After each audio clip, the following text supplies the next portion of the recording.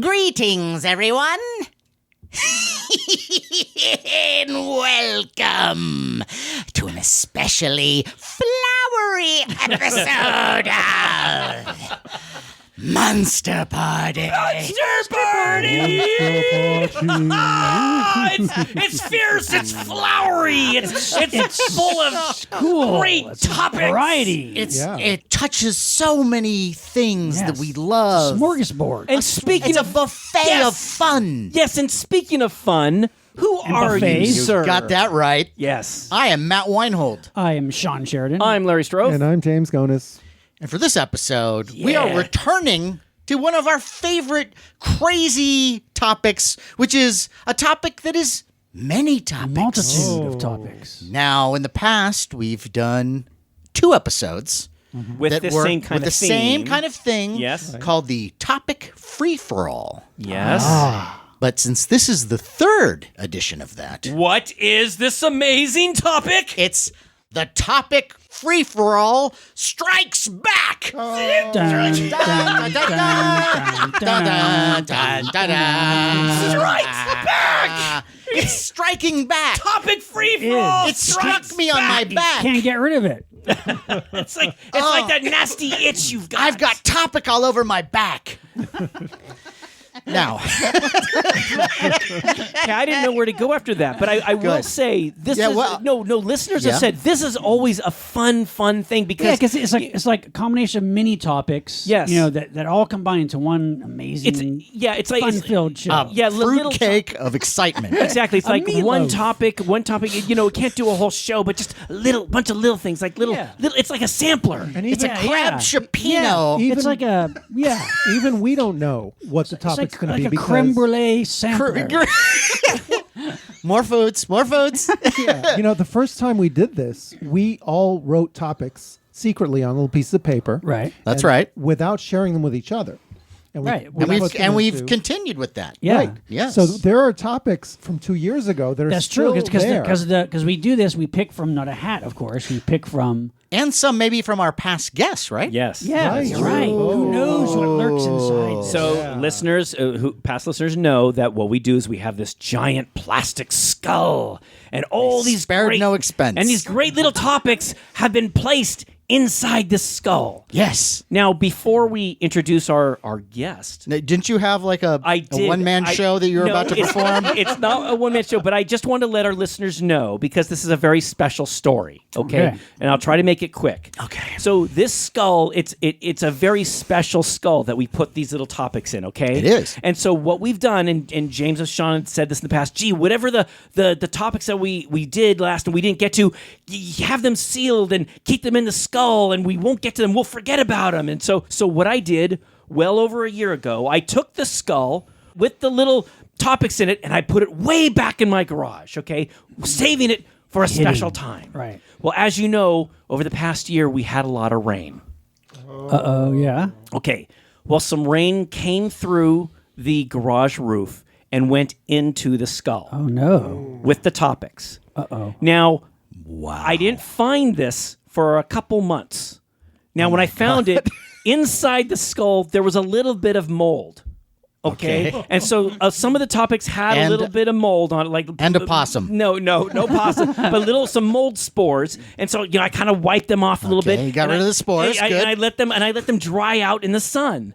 And Okay. and so now they're fresh and crispy and dry, but they have like little black dots on them my from the mold. gosh. So I Mark. thought it was and so it's very horror like, you know. But when you were Wait a- preparing these and drawing them, did you look at the writing? No, I didn't. I just kind of Sure. wiped the cover. Yeah. Okay. Yeah, Okay. Sean, I have no So clue. you're like some like hardcore war vet putting together his rifle with a blindfold, but doing that with our topics, cleaning up our topics, not even looking at them. Wow. Yeah, so what I wanted to say is when you stick your hand in and you pull out a topic, if it has like Spores. yes, don't freak out because they've been dead a while. You It's know, our- It's- Okay. yes, So it's just Or the are topic they? striking back. Yeah. yes, it is. So right. there's my story. It is it's touching. It's going to be, we're going to get the spores, and it's going to be this side of The green paradise. slime. It's gonna be Now, I did clean out the skull. So Okay, the skull. cool. Well, thank you, Oh, Larry. looks good. And yes. So I just think Cool. it's fantastic that you found the one place in your home that it could get water damaged. well, you know, I know it. I remember being pissed off when I discovered How about it. just putting it in a cabinet? Like, what? Why did you have to hide it in the back of your garage? Like skull thieves that come at night? You have lots of cabinet space here. You know, Yeah, why? Yes, we do, Larry. We have ample closet space. Yes. Well, 4 bathrooms. Yes, I understand. That's great. I've peed in all of them. Well, maybe I should have brought the skull over and left it in one of your bathrooms. Okay. Well, but look, this is all fine and dandy, but I want to get to who do we have as our wonderful, exciting, talented guest? Larry. I'm so happy you asked me that. Okay. Our guest. You will not believe this. He is an artist. Yes, a great artist. He is a special effects wizard. He's a monster maker. He's worked on one of my favorite films of all time, WISHMASTER. WISHMASTER. And a host of others. He worked at Dawn Post. Dawn Post Studios. Yes. Making masks. He made puppets too. He didn't made puppets. He He's made done puppets. He's worked on so many movies, and he's an accomplished artist and painter. Yeah. And he is a return guest. He's a friend of the show. Friend of the show. Ladies and gentlemen, a paradigm of perfection descending from the clouds of nerddom to grace our table, this studio, with his lofty presence. Behold, Mark Tavares. Mark Tavares. Thank you. You're an amazing artist. Thank I've you seen so your much. stuff at Monsterpalooza. Yeah. Yes, that was a good show actually. Yeah, it was a great Yeah. show. You've been in we did Monsterpalooza the last couple of years. You've had a table there? Yes. Yeah. And you've come by our table, and we've chit-chatted. Yes, That's right. exactly. Chit-chatted. Yeah, And we you're both always had a good year. Yes, and you are always a delight. Oh, Yeah. why? Thank you. Yeah, you really are, and you're like one of us. And so when we were putting this show together, there's only one person that we thought of to be the guest for this show. We went through our records of past guests and possible people we could book, and we thought there's only one man who can do this show, and that's Mark Tavares. That's right. Yeah. Really? But, Wow. but you are in for a real treat. I am. You are. This is going to be a lot of fun. This is going to be fun. I can't tell you how excited I am about this, and I'm being totally serious. Because you've heard the last couple of them. I've heard the last couple of them, and well, this is the thing. We've talked about this off air, as they say, but I work at home doing my paintings and things like that. And back when I was doing special effects, I'd work in the studio. And you may not know this, but most people that work in special effects are nerds. Wait, whoa, what? Yeah, it's a thing. So when you're in the shop, you're talking nerd stuff all the time. And so I kind of miss that, working at home by myself. And so having you guys on in the background, on the computer and whatnot, is almost like being in the shop again. And especially when you do these kind of round-robin things. This show, what was the other one with the reference books? Mad Movie Smackdown. Oh, that's Yes. right. Yeah, And stuff like that. Yeah, we I love that love one those. too. That's Yeah. a great one. And- that's out of the mind of Shawn Sheridan, I think. That was one of Fantastic. yours. Yeah. Right. And that reminds me a lot of being back in the shops and talking with the guys and just having a good time. But of course, it's just you guys in the computer, and I can't really participate. So now I'm Now here you're here. tonight. Now you're and here. I'm so And you're excited. regretting You can- all of it. You can Absolutely. touch us. Yes. Ooh. Yes. Yes. Yeah. Yeah. Now you're in a big sudsy bath, A monster and bar. we're all enjoying the hot suds and excitement. Yeah. Now you brought along a little assistant with you. I did. A little A assistant. little assistant. Wow. What? Come on. Sorry about that, honey. I hope they're talking about your man parts because That is Mark's wife, Erin. Erin Haggerty. I was also a big fan. A big, love you guys. You got something wrong in the car show, but other than that, you guys. What did we get wrong? Uh-oh. Was it? What did we get wrong? Our Wicked Wheels episode? Yes. Yes. The Harold and Maude car. with the Jaguar made into a hearse. That is the car everyone should own and drive. You know what? She is That's right. a good one. That is a good one. It's yes. a great movie too. Yeah, I She's agree. totally one of us. You can see it. Yes. My respect for you has just gone way up. You're amazing. And now you are here and experiencing the awe and mystery that is Monster Party. And if you wouldn't mind, is there any way you could possibly help us? Because we need an impartial person to take these topics out. And read them. Yeah. So you want me to take the spores? Yeah, With the little black yeah. there's no dots? way Wait a we're minute. touching any of this. Come on, I definitely want you to. Wait a minute. What kind of a baby are you? I mean, come on, I wiped these up. Come on, show that you're a man. Come on, did you? So you don't want her to take them out. I want her to take we one, want but the I want you official- guys to yeah. take one out too. So wait a minute. So she is not going to be the person who takes them out? Fine. No, I want to know. How do you want this to go, Let's Larry? just do it. It's your It's show. the whole Vanna White thing. We want like somebody who can like. All Yeah. right. All right, I'm Aaron, doing it. Okay, Yeah. now make sure you mix Wait. it up. You know, You mix it. mix Do it they up bite? good. Are And they then lined hand it up? to So we're ready to go. whoever's Okay. going. Who's gonna go So we're going to first, start, and maybe it should be Mark since he's our Mark guest. to go agree. first. Okay. Yes. So Mark first. take it out. Mark first. Yes. Wow, that Ooh, looks it's a old spore and one. moldy. Open spore it up. one. Open it up. Lots of black dots on that one. Great. Wow. There we go. Hopefully you can Fantastic. still read the writing. Oh, yeah. Horror and sci-fi westerns. That's a good one. That's a good one. That is good. Oh my gosh, All right. What do you got right off the top of your head? that's a tricky one. I bet I could get it's money not, on this though. one. I don't know. You put me on the spot here. I don't know. Send it around. I'm gonna think about this no, one. Mr. Know-It-All. Go Okay. ahead. Yeah. Why don't you go? Well, Matt? probably my favorite, the first one that comes to mind always when anybody brings up this topic is Curse of the Undead. Yes, that's a great one. Curse of the Undead, which is a low budget 50s Universal. 50s. Universal, yeah. And it's a gunslinger who is a vampire. Really? Yeah. Oh. And he comes to the town and he's, starting trouble and he's got his eyes on He's starting to prey on the on there. There's like a landowner and he's got a daughter and he's okay, all right, I'm going to infiltrate my way into there. And he gets into these gunfights. Yeah. And of course, he always wins. And I think that's a really clever twist. Yeah. It's very good. simple. Yeah. And it's a classic Western in the way that it kind of unfolds, but there's some creepy parts to it, and the way that the vampire is vanquished in the end. Very cool. I do not want to spoil this, but you have to see it because it's very clever. And Good. It's very atmospheric. I don't think it's ever been released on. It has not. It's criminally under represented on DVD and it's not out officially on any DVD yet. Yeah, It's that's just like frustrating. VHS. I think it came out, but yeah. I have it. I think I recorded it from Turner Classic Movies or something. Yeah. But it's good. It's a really good one. And if you can find it in any format, it's a nice little film. It's not overblown in its production. It's a small movie, but it's very effective. Okay. Well, horror westerns, the only one that comes to my mind right off the top of my head. And sci-fi, right? and okay, sci-fi, so- yeah. And sci-fi. Well, yeah. Sci- horror and it's- sci-fi western. Oh, Future Yes. World?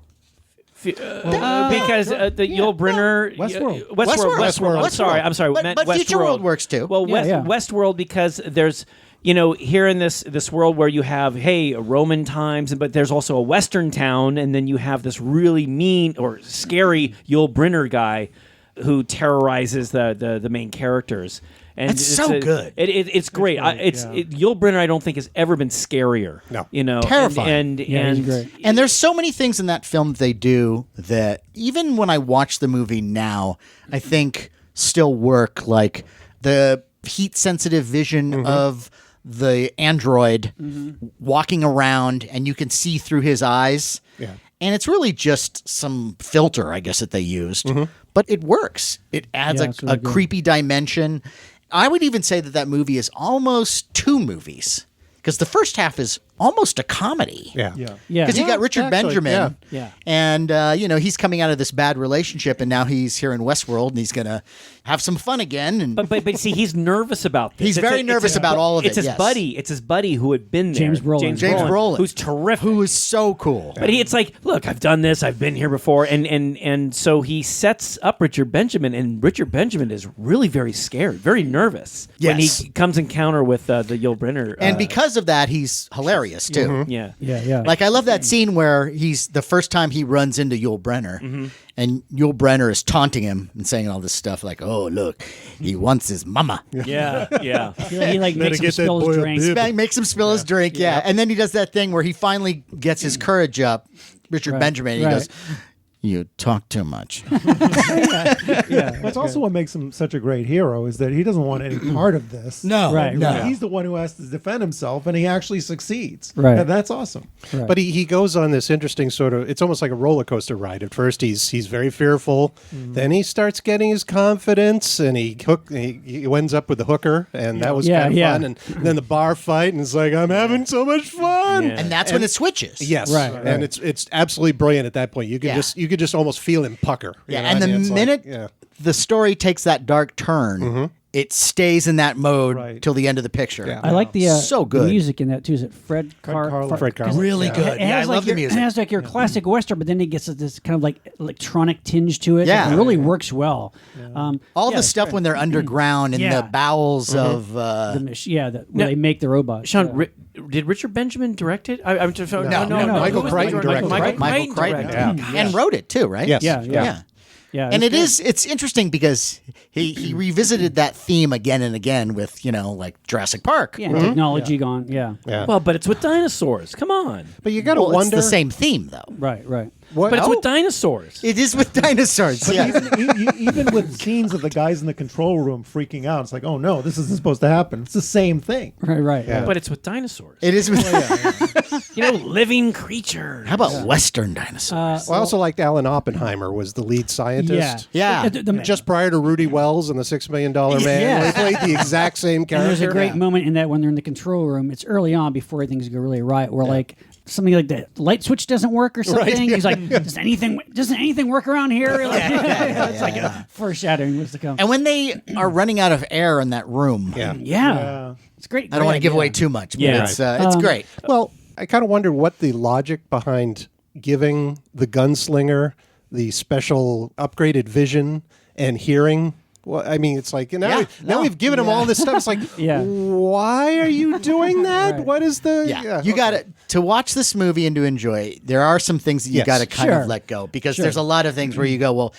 First of all, this entire park is a horrible idea. Like, of course, this was going to happen, right? course, yeah. Well, I also love. I always cracks me up every time. Where it's like this is a world where they've managed to make completely realistic working replicants of humans, but they couldn't get the ridges between the fingers right. Like, really? That's what they can't get right? And that's not even the thing that hips you to whether someone's a robot or not. It was always the eyes. Right. Because there'd be that moment where that musical sting or whatever it is, and the eyes would look kind of silver. Like when Richard Benjamin's having sex with the hooker and she's just looking, staring at the ceiling, and you see Now look, I just want to go out on a limb here, okay? I mean, you guys are saying, oh, this is a terrible idea. Well, it's like when you went to Disneyland, in the 70s or in the 80s, you see, the world of presidents and then the Pirates of the Caribbean. Right. These are all like animatronic figures and stuff. And so I think that everything was set up. It had its safety stuff, set up. But things just went wrong. Wait a minute. You can't compare Disneyland, where they're stuck to a base, and even the Hall of Presidents, where the most they can do is get up and make a speech. There wasn't the Hall of Presidential Assassins, where try to outrun John Wilkes Booth. Look, but they were on their way. That'd be a cool maybe ride. that's maybe that's going to be a Disneyland of the future. Maybe they're going to have animatronic, Abraham And that will be Lincoln the end of Disneyland No, because they will no. revolt. Okay, this is great. So that was mine. That's a great one. Thank That's a you. great one. Thank you. That's Okay. fantastic. All right, well, we're missing two of the main horror westerns that I grew up with. Go. It was two made the same year, 1966, Billy the Kid versus Dracula. Right. Oh, yeah. And Jesse James meets Frankenstein's daughter. Which are always on a double bill. They were on a double. These were shot by William Bodine, who made lots of movies in the 30s. He was known as William One Shot Bodine because he just filmed one take. And you'll that was see it. And when you see these movies. These are very low budget kind of film, but they have their charm. Billy the Kid versus Dracula is John Carradine playing Dracula. Pretty old by this point, but he's got like a top hat and a goatee and mustache, and he kind of has his sights on this daughter of some rancher, and of course her boyfriend is Billy the Kid, who's like the hero in the story. So it's literally Billy the Kid versus Dracula. It's super cheesy but kind of fun. And Jesse James, It's better than the Jesse James one. well, Jesse James meets Frankenstein's daughter. It's Jesse James. He's running from the law, and he's got this kind of like big kind of hulky sidekick guy. And of course, they run into this castle where it's Frankenstein's daughter doing experiments, and the big guy is like perfect subject for her experiments. So Jesse's friend is turned into like a Frankenstein monster, and he has to fight him. And they're almost done like they like the budgets of a TV show from the '60s. They're that level. There's not really much style to them, but they are kind of fun. If 2:00 in the morning. Insomnia, Drunk, stone, on ecstasy. And amazingly, Billy the Kid versus Dracula just came out on Blu-ray by Kino Classics. No. Really? Yeah. They're releasing them separately. Well, I don't know if they have the rights to the other one, but just this one. Yeah, but they're kind of fun if you're in a nostalgic If you've way. watched everything else Yeah. Then check it out. available. Right. Well, we all, speaking of dinosaurs, Valley of Gwangi. Yeah. Oh yeah. There you go. Dinosaurs and Why am I not cowboys. recalling these? This is driving me nuts. Just try to picture a Western hat I'm and then something weird. Something weird. Okay, got it. I'll keep Ray working. Harryhausen, Charles Schneer production. One of the very few that was not scored by Bernard Herrmann. It was scored by Jerome Morose, who was a contemporary of Herrmann. And I never really knew why, but maybe Herrmann recommended him because Morose had done a lot of Western scores and was brilliant at them. Yeah. And it's got a really fun, great score. But this is, I haven't seen this movie in years. I want to revisit it. But basically, it's about these rodeo cowboys that end up in a lost valley with dinosaurs, and they have to lasso the dinosaurs. Yeah, They capture a Tyrannosaurus Rex. Yeah, it's actually really. Is it Allosaurus. Allosaurus? Yeah, I don't think- Allosaurus. yeah. I'm sorry. Allosaurus. Allosaurus, yes. Yeah. It's a movie that it didn't do well when it came out. I know it was a Columbia release, and I think it's one of the better Harryhausen films of that period. The animation is great. The animation Dinosaurs is are great. amazing. And that's a movie that every time I go back to it, I like it a little bit more. Really? Yeah, James Franciscus, Richard Carlson. Yes. And we love James Franciscus and Richard Carlson. And if dedicated listeners will recall, we did a dinosaurs episode with the two Franks, Frank Dietz and Frank Woodward, who are huge Gwangi fans. And as a matter of fact, I think they were saying it was one of their favorite Harryhausen films. For me, I remember I was so excited about seeing this film as a kid, but it seemed like it took forever to get to the dinosaurs. right. It And that was You're my right. it does. I counted. I timed it. Yeah. It was like 45 minutes. it takes a But long are time. you counting the little miniature the horse? little horse. Ooh, the horse. Oh, that's so prehistoric. Yeah, I don't like why that. I guess it was because it's the Western theme. They Yeah. have a horse in Look, there. I want to get to the dinosaur. Why didn't they show me a Although dinosaur? I'll tell you another. This is also Western sci-fi. It may take long to get to the dinosaur action in Gwangi, but not as long as it takes to get to the dinosaur action in The Beast of Hollow Mountain. Oh, yeah. That movie. Well, that movie, That forget takes. it. I mean, you're talking like almost. And if you- almost an hour before. If you that's see on that. Blu-ray and you own it, I do. that's insane. Why would you do that? Because it's a fun Why would movie. you? No, it's not. The dinosaurs are great though. It's terrible. No, but that's why it's great. It's very. No, it was Willis no, O'Brien. no. God. It's low budget, but it's It's fun. horrible. I like. Look, getting back to Gwangi, my only issue is it took so long to get the dinosaur. But once Gwangi cool, shows up, it's like non-stop dinosaur. Yes. Because Yeah. it's like, oh, let's trap Gwangi. Oh, let's put Gwangi in the circus. Oh, Gwangi gets out and attacks a poor elephant, you know? And, Yeah. oh, and then what was weird, because I went to private school, how Gwangi gets trapped inside a church. And when Gwangi's walking around, you can hear his like little wet feet go flap, flap, flap, flap. And I remember thinking, oh man, Father Estes would be so pissed off that dinosaur in there. Yeah. And so, no, but and then, That's the least of the Catholics' worry. Yes. Well, anyway, it is beautiful, and I think the Franks were telling us that the guys who were dealing with the color kind of got the color wrong because they weren't sure what color Gwangi was supposed to be. Kinda So bluish? Kinda blue sometimes, kind right? of purplish, and I guess he was supposed to be more dark blackish. I guess, but they're trying to make him pop I out. kind of liked it though. Well, Yeah, me too. If you listen back to our dinosaur show. Sean, I don't have that kind of I mean, time. well, I'm just saying, I don't have every episode of ours memorized by rote. I really don't, Larry. No. Really, you haven't marked down the times that No, Okay. no. Run the Gwangi clip. All right. Well, this is great. So I Also, before we get to the next topic, I just want to kind of round it out by saying that there have been a lot of Westerns, more contemporary Westerns made in the last 5 or 10 years, straight to DVD, straight to Netflix. A lot of them have like Chris Christopherson. You know, you might not have heard of them or have seen them, but a great many of them are hybrid Western horror films. That's right. There's one called The Burrowers. Yeah. Yeah, that's not bad. And there's a lot of zombie Westerns. For those who want to seek them out, you can find them. Offhand, I can't think of a title of them, but they're out there. Okay. But now, Mark, Yes. what do you got? I have one that you've talked about on previous shows. That's okay. Okay. Battle Beyond the Stars. Yeah. Oh, yeah. Magnificent that is Seven, interesting right there. choice. Magnificent Seven, Seven Samurai. Yes. And yeah, that's true. Interesting. I'll take And that. George Papard's character. He's a cowboy. Absolutely. He's a cowboy. Yeah. Yeah. Also, And Robert Vaughn, that's who right. was in He Magnificent He was almost Seven. playing the Yeah. same role, right? Basically, yeah. Yeah. Another one, Very that good. kind of unfortunate one, which I swear I saw this and I don't remember anything about it. It was a huge bomb at the time.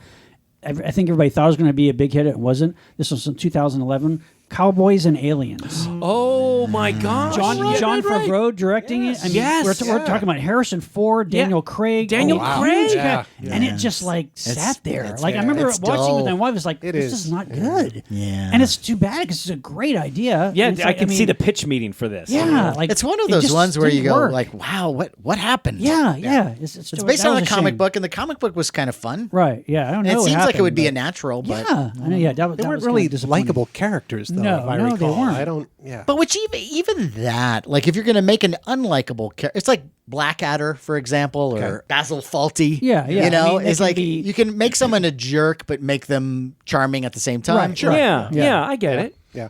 Yeah. That wasn't too good. I'll take Guanji any day. Give me Guanji. Yeah. Well, this was a great one. That was good. That was a good one. That was a good one. all Okay. right. All Well right. picked, Aaron. Yeah. All right. picked. All right. Aaron, come on, hop in there. Pick one for Sean. Yes. Mix it up. Yeah. Stick your hand in there. Wiggle Feel it for the around. spores. There's There'll something be living in Purell there. at the end of this. Oh, this one's clean. Oh wow. Oh. What horror, sci-fi, fantasy film would have worked better if it was animated? Oh. Oh. Interesting. All right, huh? Better if about it this was one. animated. Better. So, Well, can I ask a question? Like limited animation or like Can be Disney any animation that you want. Could be CGI. It could be claymation. Ooh. It could be just regular Soft cell puppets? animation. What's that? What? Sock puppets? That- No. If they were animated. No. It's not really animated. Yeah. It has to be a. that's a good Come that's on hard now. to say because I'm trying to think of something that I didn't really like or was disappointed that would be better. When I think about Cowboys and aliens. certain I think Cowboys and there. Aliens would have been great. You know, right. CGI. Like an anime style or something. Yeah. I think you're right. Yeah. Okay. Interesting. All right. That's it? That's all you got? Yeah. Mark, No, damn. You're stumped? I'm Is there any movie? who came up with that question? That was mine. I got one right off the bat. That's a good one, All right, though. Mr. Know-It-All, please. Well, share it. I think what would have been interesting and the way that it is presented in its live action makes it silly. But if you animated it, it might have been better.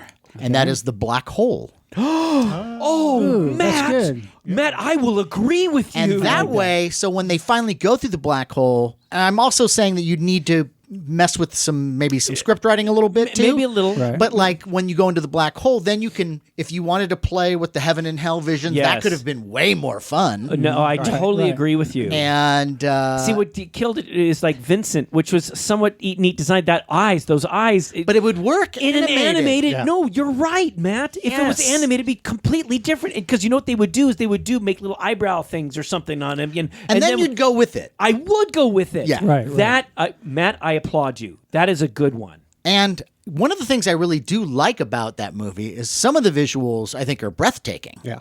The Cygnus. Yes, yeah. the Cygnus. The Cygnus is incredible to look at. Yeah, it is. And there's some interesting visuals, like the design of the robots, apart from Vincent. And Well, and also when they're looking at the black hole and it's spinning, and you have kind of dark blue and purplish and stuff. See, I Yeah. kind of, Yeah. But I think animated could be just wicked. and when I think about the style of animation, I wouldn't want it to be CGI because that's too Right, easy. right. Sure. But to go at it with like a Fantasia kind of approach where you get all those geniuses and you put them on this thing. Right. And so the colors, the textures. Yeah, the chalk. Yeah. The pencils. Yeah. I think that would be really cool. I think I got one.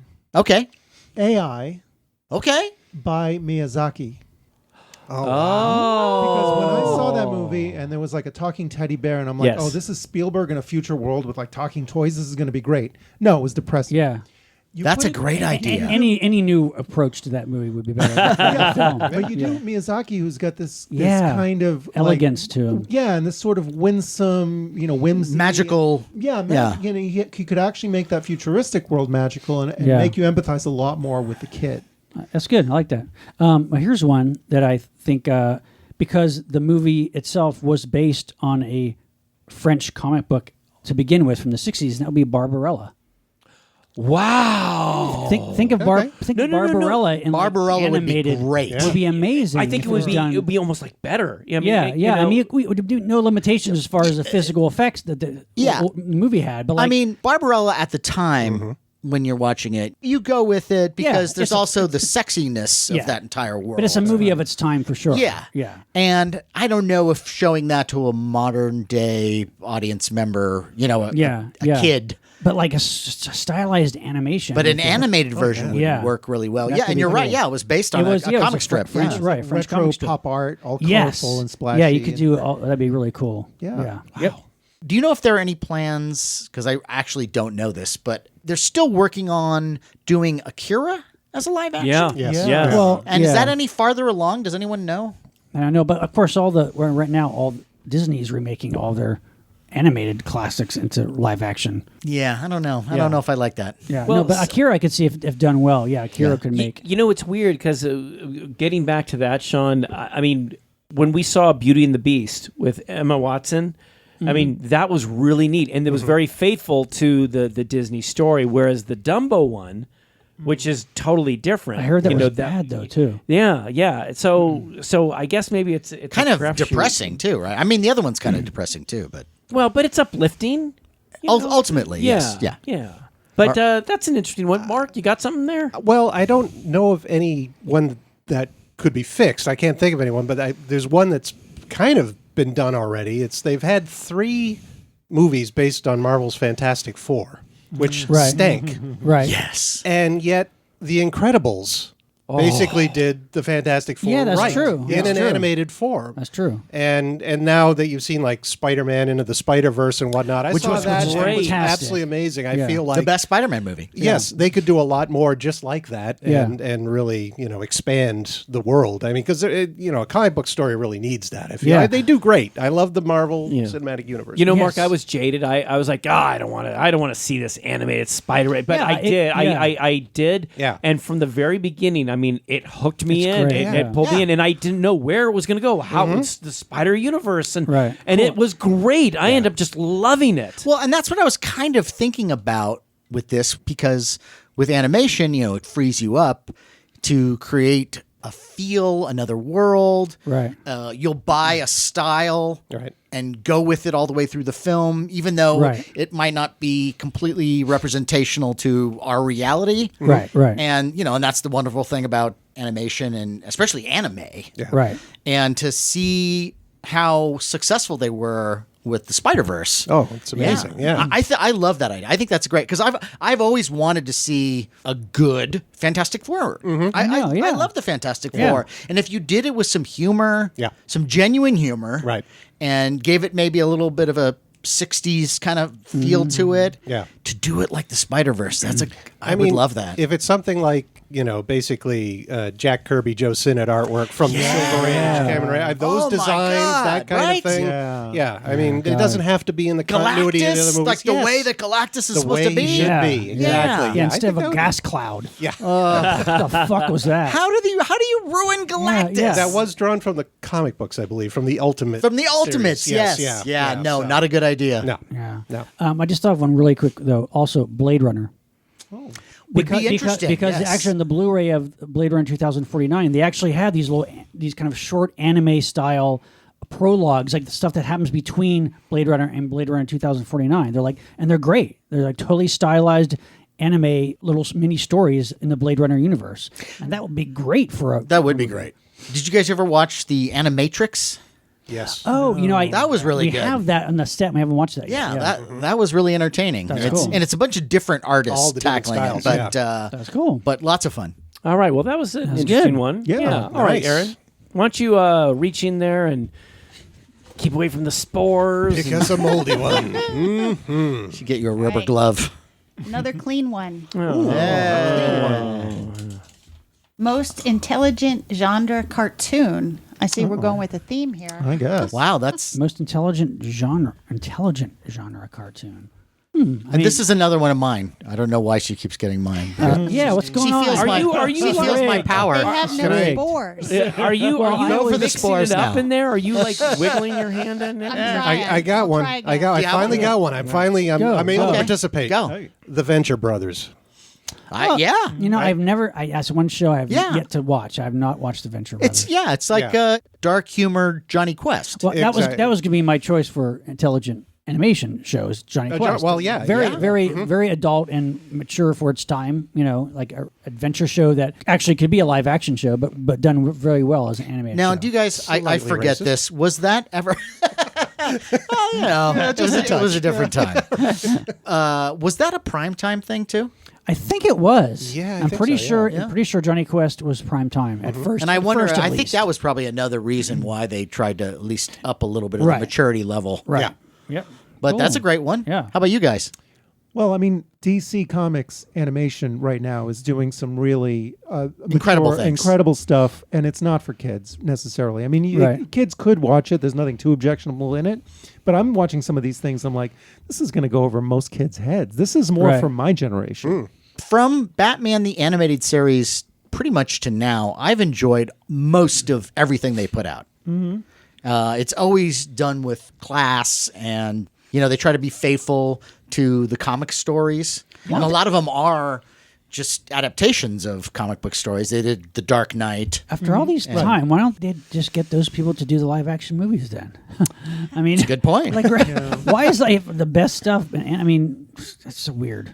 They've done some great Justice League movies, animated, some good Green Lantern stuff. And, Yeah. more often than not, the scores are fantastic. They're really powerful and pounding and fun. So I would recommend those to be sought out. That's in case great. any- Yeah, and I would, and if anyone hasn't watched Batman the Animated Series, that entire series is Great. just Yeah. genius. But Larry, you have one? Well, Ralph Bakshi, Yeah. with Wizards and his first crack at Great. The Hobbit and Lord of the Rings. But I don't know if you guys remember, didn't he do, there was a Mighty Mouse cartoon. Oh, yeah. And the funny thing Infamous. is, and I remember watching this as a young adult, and it was cracking me up. And I know that there was stuff that was going over the kids' heads. Oh, yeah. I mean, I remember, Isn't there Mighty like Mouse- a cocaine thing? at No, some okay, point? okay, the okay. flowers No. and the See, wits, everyone was saying, "Here, Mighty Mouse snorts cocaine." There was a flower. And he goes, he sniffs, and the little pollen goes into his nose. It's not cocaine. It's not like opium. it's a little flower. That's It's better. It's a happy little flower, like a It was daisy. a poppy. Yeah.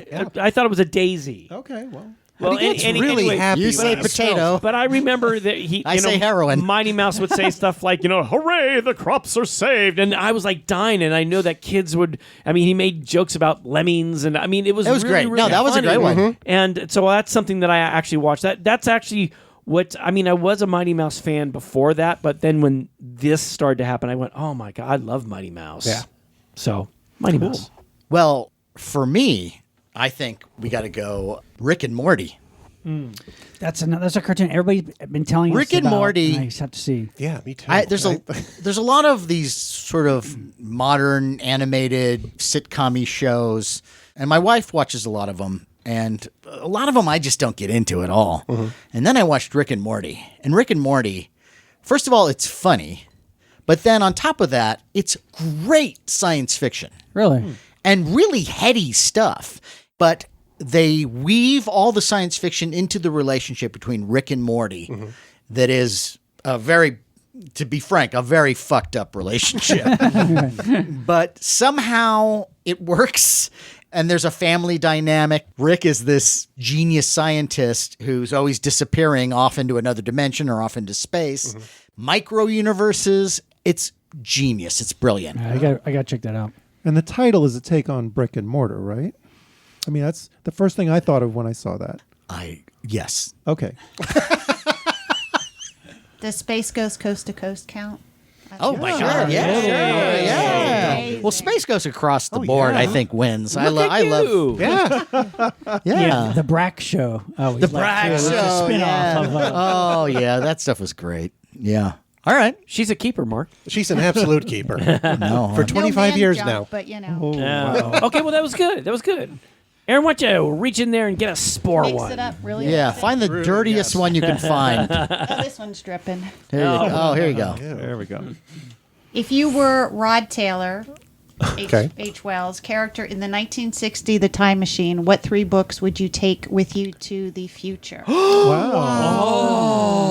Wow. If we recall in that 1960s version, when he goes back, his friend says, "Oh, there are 3 books missing. What 3 books do you think were there?" And then his mate goes, "Oh, I don't know." So, and it's been debated for years. Some people go, "Well, I think one would be the Bible." I disagree. Let's hope not. No. I think one of the books would be medical knowledge because he's going there. No one knows anything. So stuff about just basic surgeries and medical stuff. Maybe one about like planting crops, farming. And maybe Yeah. the third one would be like basic electronics or something like that.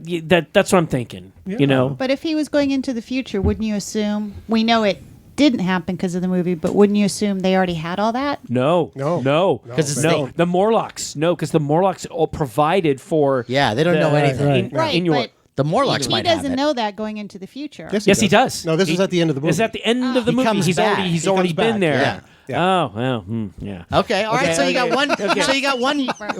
Oh, wow. Okay, so you got one book on medical stuff. Yeah, medical stuff, then farming. Farming. And basic electronics. What so about there's like remedial English to teach them how to actually Well, they kind of read? they know. Well, you read. could Yeah.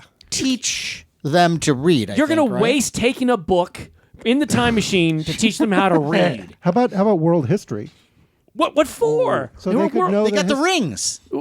Yeah, They got the rings. They got the spinning rings. And Seriously, the, right? And the other Okay, thing is, there is why that, yeah. why would that matter? It's like the history. It's been Just gone. so they know. So They like have the rings. Okay. Okay, then never mind. Okay, so no. God damn it! No, Okay. The No, rings. I want to pin him down here. Okay. Oh, Mr. History. Okay. So Mr. History. So what kind of history? What Roman history? What history of the United States? What history? Which history book? Concise world history. Do How the far- entire, but the you know. problem is it Whose only go up to history? 1900, Yeah. sir.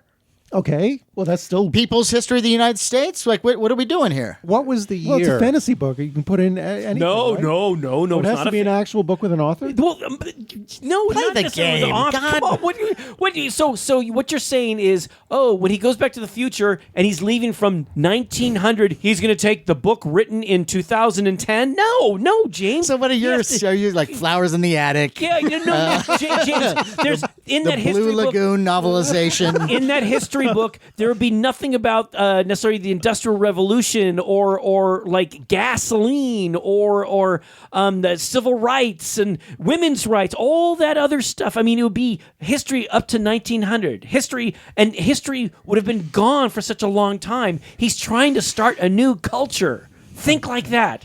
Okay. doesn't make good radio, Larry. Okay, thinking, can I'm anyone thinking. say what other three books? I would choose the Psychotronic Encyclopedia of Film. Right. Okay, that's one. That's one. Okay. Which was written in what, in the 80s? Oh, okay, Right, great. Thanks for playing the game, Sean. Story of O. 50 Shades of Grey, and Everyone Poops. Those are my three. See, why is it when we get to one of mine, you guys aren't taking it seriously? No. Here's Yeah, the that's- problem. Here's the problem is you actually answered it correctly. Like I can't disagree with that because Well, yeah, I yeah, need you to yeah. say that. Yeah. Well, I'm saying it right now. What, and I thought you'd say, well, Larry, don't you think you do take biology, the biology book? Well, that's in the kind of look. You got 3 books, and Yes. you're doing the best you can. Yeah, I was going to say, do you think about that? He had to think fast and pick. Yes. Right, he had a vast library. He had to think. So what, you grab thought he 3. brought a comic book accidentally? Yeah, Is that he what brought you're like saying? Yeah, I would bring the Watchmen. yeah. Or he grabbed Dark Dark Knight Knight, Returns, or maybe he yeah. grabbed an encyclopedia by mistake. Is that what you're saying? Encyclopedia could be good though, right? I mean, Well, that's like history, right? Yeah, I mean, sure. but yeah, Or the collected Shakespeare. Oh, that's good. Or what if Let's he bring grabbed culture? or See, my I thought or My you- Adventures on Land by Jacques Cousteau. See, I thought James was going to say a cookbook. That's what I thought you were going to say. It's a Why? cookbook. Well, to cook things. Okay, can I? What I'd like to do is I would like to kind of just slightly alter your topic because I agree with what you have said, like I said. And so what I want to choose is the 3 foods that I would take. Now I'm going to the future and I can't get like bugles, You're right. or Funyuns, Captain Crunch. Captain Crunch. What 3 Munchos. foods? What's a muncho? Munchos. What's munchos? There's like delicious potato chips from like the 70s, and they're still exactly the same. They taste delicious. They're like they taste like munchos. But it's a hard one though, right? Because to never have a Pringle again, like I really fucking love you Pringles. and the Pringles. Yeah, I love for me, Pringles. bugles. Well, Really? I You like thought- Bugles oh my more? God, they're the best. But sour cream and onion Pringles? Yeah, they're good too. That's true. I thought Yeah. you would say something like Frankenberry. Well, yeah, that's true. Any kind of You would any take kind that of breakfast over. cereal. You would take that over Captain Crunch peanut butter. Or do you- that's you're- a hard. That's a hard choice. Actually, That may be my favorite cereal of all time. maybe. But Yeah, do you yeah. think? I mean, bugles and stuff like that. I mean, it's like Twinkies. They've got enough preservatives in them. They're going to last through the apocalypse. So they'll be That's there. true. That's a good No. point. So we need some. Yeah, no, that's There's a good a point. 7-Eleven So in the maybe dust get somewhere something. that's, you know. But I Yeah. also need. Maybe I need something though that lasts. But I'd go back in time or and maybe get- just like a one last meal kind of thing. There you go. Like I grab it. So New Coke. if you could find it, yeah. Right. Yeah. Well, now I like But yeah, that's interesting. barbecue. All right. Yeah. Get me some Kansas City barbecue. Can I take Larry's subject seriously just for a moment? you- to go if back? you must. really Please. quickly, Sure. really Please. quickly here.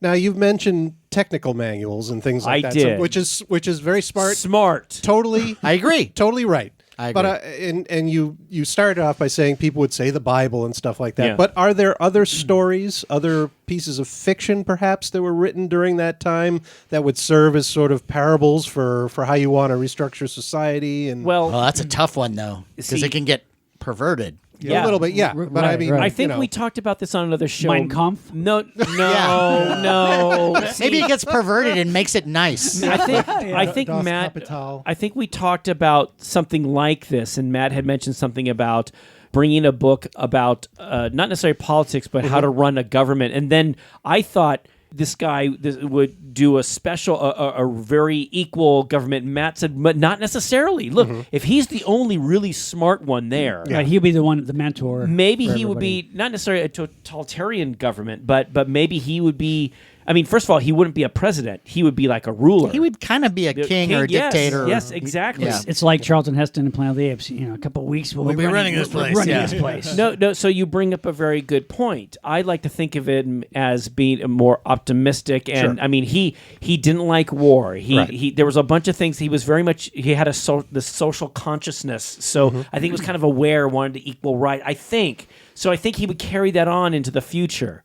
But Matt was right, though. There's no saying. Maybe he feels that. Well, look, man destroyed himself by trying to do all these other things. So Let's maybe do something fresh and new and Right. and maybe not industrial. And it's funny you bring up someone throw out Nazis here. There's a classic Star Trek episode, Right, Where, yeah, right. where there was a guy who goes to this planet and actually has them kind of not necessarily run kind of Nazi. Yeah. They emulate. and They Nazi emulate Germany. Nazi Germany. Yes. Yeah, and This is the most ridiculous thing in the world. Like there were a couple Star Trek Patterns ones. of Force. Patterns of Force, right? Yeah. And the Nazis had a very organized civilization, and well, okay, but why don't you do your one? Let's not do the Nazi one because we know how that ended. But his idea was, well, maybe if the people who were running things were different people, trying to Right. make things efficient, but get rid of all the other bad stuff. But it didn't work because Malachi came in and he kind of was the perverted guy, and he kind of. But it's also like what was so unique about Nazi Germany that aside from the Genocide. genocide and hate that made it so much more organized than any other organized I situation. believe he says something to the effect of it was how fast they were able to rebuild after That's World true. War Okay, I and all right. whatnot. Yeah, that it was a very The efficient. whole society. Yeah. Right. But that could have been done under a different type of philosophy, though. I believe so, yeah. But they had the costumes, so you know. They had the costumes, right. And you bring up Star Trek. I wanted to ask about this because I was thinking of a different Star Trek episode, A Piece of the Action. right. The Iosians, who are a very bright and imitative people. That's right. They took the book that was left behind and they formed a whole society based on that book. So I didn't know if you thought maybe a Shakespeare play or something like that, something that would be, instructive to them in a fictional sense that they could pattern their entire society after. That's dangerous too. Although but, that yeah. book wasn't a fictional book. It was about the Chicago mobs. gang. Because then you have Bella Oxmix and Jojo Krakow. You go after each other, the South Side and North Side. But you bring up a good point. Vic Tabak's what if one of the books finest role. What if It one of was. the books he brought back was a Shakespeare? The works of one? William Shakespeare. But then, which one would you sacrifice? Is it true? Yeah. right. Oh boy, that's tough. That's tough. I mean, Macbeth is a good cautionary tale. Yeah, but you know what? I True. think I'd still deal with the medical, electronic. No, I and the- agree. yeah, okay. No, I'd want as much information, especially stuff Right. that I didn't necessarily know that well. Yeah. Right, Okay. right. Well, there we go. That's good. Perfect. I like it. All right. That's a good Aaron, one. go ahead. Stick your hand in. Pick one of mine. All right, here we go. Spores. Spore. Oh, definitely spores. Best worst animal in sci-fi or horror. Wow. Best worst animal. Like a regular animal, like a Nature Strikes Back kind of thing? Could be anything. Any animal Best in worst. science fiction or horror that you hated or liked. But not a fictional animal, a real... It could be, maybe. Like the Alepus, for example. Oh, yeah, there you go. That's giant That's giant almost too rabbits. easy. That's, That's Yeah. a perfect answer. that's shooting lepus in a barrel. That's best and worst. That's true. That's true. Yeah. No, that's worst for Huh, me. But that's speaking of rabbits, interesting. I will say, what about the rabbit from Monty Python, The Holy Grail? Excellent. The little That's rabbit true. that Yeah. leaps big teeth Yes. and it grabs it, rips people's heads off. So we're saying, I think we're all agreeing. So it's an animal that is at least mostly something that is already In reality. in reality. I think, okay. Something Not that a made-up exists, thing. not Yes. a made-up thing. Because I was on the line with that one with. Remember that weird monkey creature in Lost in Space? Yeah, gloop. yeah. Gloop. Penny Yeah. had The gloop. the gloop. Gloop. Yeah, Gleep. Gloop. Gleep, I don't believe know. it's Gleep. But in any case, Bloop. No, Gleep, I'm sorry, Gleep, Debbie and, the Bloop. Gleep and Gloop are the blobs from Hercules. yeah, there's too many. I don't know. Yeah. But that I thought it had a name like Alice or something Yeah. regular. But Debbie. Debbie. Debbie the It Bloop. was Debbie. Oh, my God. That was terrible. Yes. Like that is the first thing that came to mind. Sure, they made it a Alien alien creature, but it's a chimp with With a with fuzzy a headpiece. Yeah. I think Yeah. it's got to be Cujo. Yeah. No, best One or of the worst? best. Worst. One of the Really? worst. Okay. Yeah, You didn't dog like jaws, Cujo? all slobbery. It's like, Oh, what you the mean like fuck? you don't buy that it's like a real... No. That's really... Okay. It's Yeah. really scary. It's just That's kind not of bad. That's fair. Dog on drugs. Yeah, okay. I would throw Way it to as, go. as one of the worst. It always cracks me up is from the third Omen film, Final Conflict, when the hunting dogs supposedly attack some guy. They're just these cute like beagles like running out. They're supposed to be terrifying. Oh, the beagles are running out. It's so cheesy. Well, for that matter, Willard, which is a film I love, but But if you have for a lot of people, rats, If you're snakes, if afraid you have a phobia of that, that can be Yeah. really horrifying. Yeah, but I don't have a problem, but yeah, it's you look at the movie now. I mean, I recently It's rewatched it, tame. and it's like Yeah. someone's throwing these things on Yeah, Ernest yes. Borgnine. It's Yes. like, oh, come on, you feel sorry for the little things. yeah, no, it's true. But I mean that back then, especially the '70s, that was a lot of Oh, know, yeah. that I was love yeah, that movie. cats, killer cats and killer dogs. It was just like they're just they're throwing the poor things at the actors. All right. Well, how do you guys feel about the killer shrews, which are really dogs? Yeah, that's hilarious. Worse. Yeah, because Worse. they were actually dogs in shrew Yeah, it's like outfits. somebody gave yeah. I didn't know that dogs celebrated Halloween. Like, yeah. Because I think they would have been, even if they made a bad giant shrew, Right. a mechanical one. Yeah, yeah. I think it would have been better. I love the little prologue of that movie. There, where the little scientist is talking to the audience, like, "This is a killer shrew." He's holding up this little tiny Yeah. little rodent. It can And eat it 10 looks- times its size in and a it minute. looks like a rodent, though. And Yeah, then you it's see just a these little dogs with the mouse. masks. It's like, how about making a rodent mask for these dogs? It doesn't look like anything. right. Yeah. Yeah, no, that's bad. That's a good. bad one. Anybody else? I'm going to go the opposite of what my wife said, and a good dog, which would be the Thing dog from the beginning of John Carpenter's. Oh yes. Yes. Yeah. Excellent. Yeah. Especially when he walks into the kennel. Oh, yes, yeah. the way he does the Yeah, it's just so damn creepy, and I mean that wolf. The way he's also That scene is perfect. Yeah, also it really the is. the little touches like the other dogs trying to chew away at the metal. It's so effective. It's like that. Oh, so Yeah. good. Yeah. And then even the little things, like I feel sorry for the dogs in the scene, but when they're getting sprayed with that goo, Yeah, like, yeah. oh, but it's creepy. It's weird. Oh, absolutely. I know. Yeah. No, that's a good one. Very good. Very nice. Nice. All right. Okay, Next pick one. me a winner. All right, here we go. Spore or no spore? No spore. All right. Spore. No Totally spore. clean. Name a scene from a film or TV series that scared you or creeped you out as a kid that still affects you as an adult, and one that just doesn't hold up.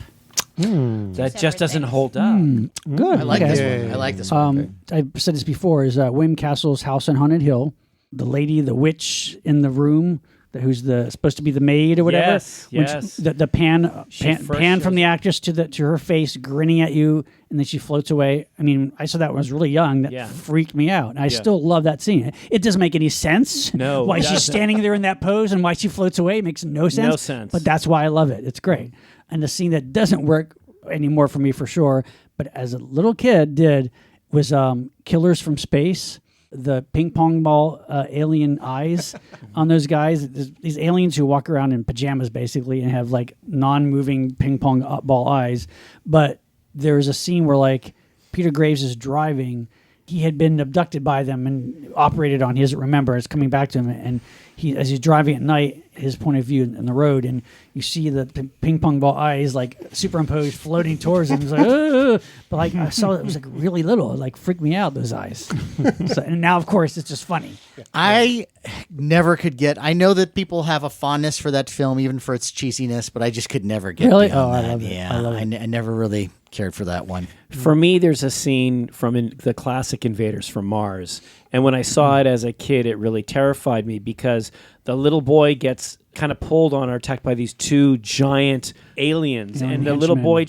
little boy tries to say something, and the henchmen don't. They'd kind of ignore him, and it was almost like those are my two older brothers grabbing me and pulling me away, and I'm going, no, guys, hey, and they didn't care. So it was too close. Sure. You know, and the funny thing is, as an adult, there's a little bit of, but still, these guys, they're in velour outfits, you know, Right. and then I Mittens for hands. I find myself going, God, I'd love to have one of those velour outfits. So as a kid, it affected me, but not so much now. I've got a couple that are still scary, but not scary like they were when I was a kid. Like when I watched the movie The Tingler.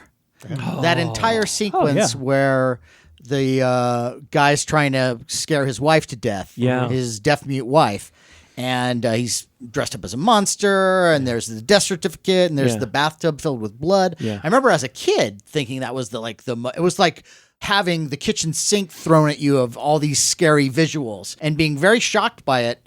But now, you know, I still think it's great though. And it's the actress's performance that also helps that so Yes. much. And she was a real silent movie actress, I believe, originally, that actress.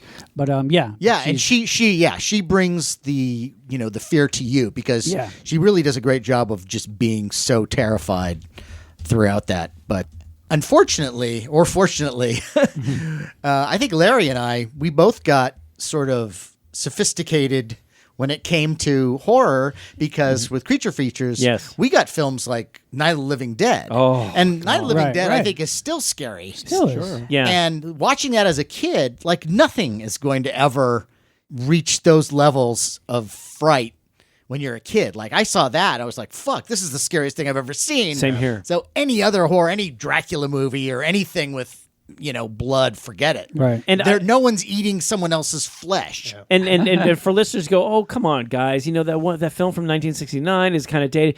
Imagine this. It's the early 70s. You're about 11 or 12 years old. This film comes on late at night. It's pitch black outside. You're watching it in your family room alone. And I had never seen anything like this. A zombie eating flesh. These are adults. And it terrified me. I had nightmares. And I remember being so tired when the film was over, but I was afraid to go to sleep. It's like every little noise in the house kind of freaked me out.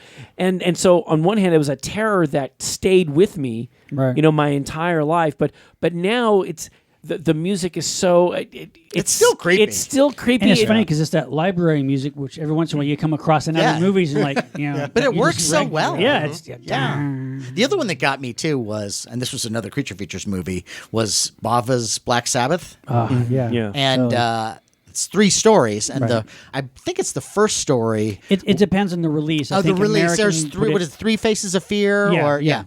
And it's the story where it's the old woman who's a witch who dies, and then the woman who's taking care of her takes her ring. A drop of water. Yeah. And then the witch's ghost, zombie, whatever you want to call it, comes after her. And that witch is so fucking scary. It's so basic. It's like it's really just an immobile mask. Looks like, but it's just something about it. It's the eyes, the eyes, and this it's distorted. So it's just realistic grimace. enough to be. Yeah. It's so bizarre. It's so effective. Just a terrifying moment in the film. Yeah, that's a great movie if you haven't seen it. Yep. So when I came up with the topic, I had a couple things in mind, and not nearly as good as what you've come up with, but the ones that I thought that I saw as a kid that affected me were 2 episodes of Space 1999. Of all things. Really? Yeah. That did get into creepy territory. They too. did in the first season, definitely. Yes. And I've been revisiting them lately because they just too. the big Blu-ray set. Yeah, that's a show that looks good on Blu-ray. I'm So sure. I don't remember the name of the episode, but Brian Blessed was the guest star. Isn't he Maya's father? Yeah, in the second In the season, second but he did season. guest star as Did a he? different character. Yes. Okay. in But the a first different season. character. Right. He's from a space expedition from Earth that had been lost years before the moon blew out. Yeah. And they're Okay, on an I ice remember planet. that. Yes, They've yeah. discovered the Fountain of Youth. They live forever, except when you leave the atmosphere, as they discover. And it's this beautiful epilogue. They tie it in a bow. It's beautiful where they're sitting in the back and he's gonna plead his case to the Alphans to come down and live on the ice planet, and then they cut to the cockpit of the Eagle where Commander Koenig is talking, and he's really kind of afraid that things are going to go badly and people are going to, and then you hear Dr. Russell scream, and you come back and there is what was Brian Blessed was now this melting skeleton with big eyes stuck in it. Wow. And it's Skinniest he's ever horrifying. been. Yeah, it's just absolutely horrifying. It doesn't quite hold up. I mean, especially the big eyes just sitting in there and whatnot. As a but- kid, yeah. What I remember about that episode too is that now they're living on a snow-covered Right. planet, Yes. and they're living underground. Yep. And I remember there was a lot of scantily clad ladies In fur walking all bikinis. over the place. Yeah. In general, that show had a fair amount of scantily Yeah. clad It ladies. was Good quite times. interesting. Yeah. Death's Other Dominion was the name of the episode.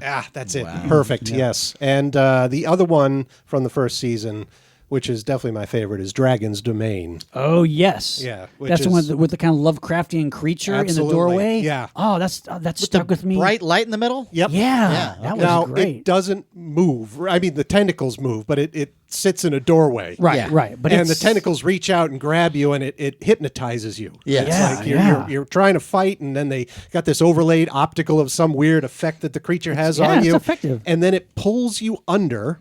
Yeah. And in a moment later, it shoots out your desiccated corpse, which Right. has just freaked me out Yeah, as a it's kid. effective. Yeah, and it still works, actually. Yeah, it does. And actually, it's a little reminiscent of the pit in the ship in Lost Continent, where they throw them Yes, into the... yeah, It's kind yeah, of very yeah. similar. It's Yeah. kind of undulating, kind of squiddy, octopusy, weird mass just under this thing. It's kind of like the Throw a what is guy it, in the there. Sarlacc. Yeah, it's better than the Sarlacc. Oh, pit. yeah. It is. It is. Much better, yeah. Much It's- better. Yeah, it's very Well, any kind of thing we have like you're being engulfed by into the giant mouth of something is like Well, the way they set it up, I think the creature itself it's a little cheesy, but the way they set it up and they cut it together and they shoot everything, Yeah, I mean, it's yeah. very, very moody, especially when they're telling the story of the probe, the space probe, Right. the original mission.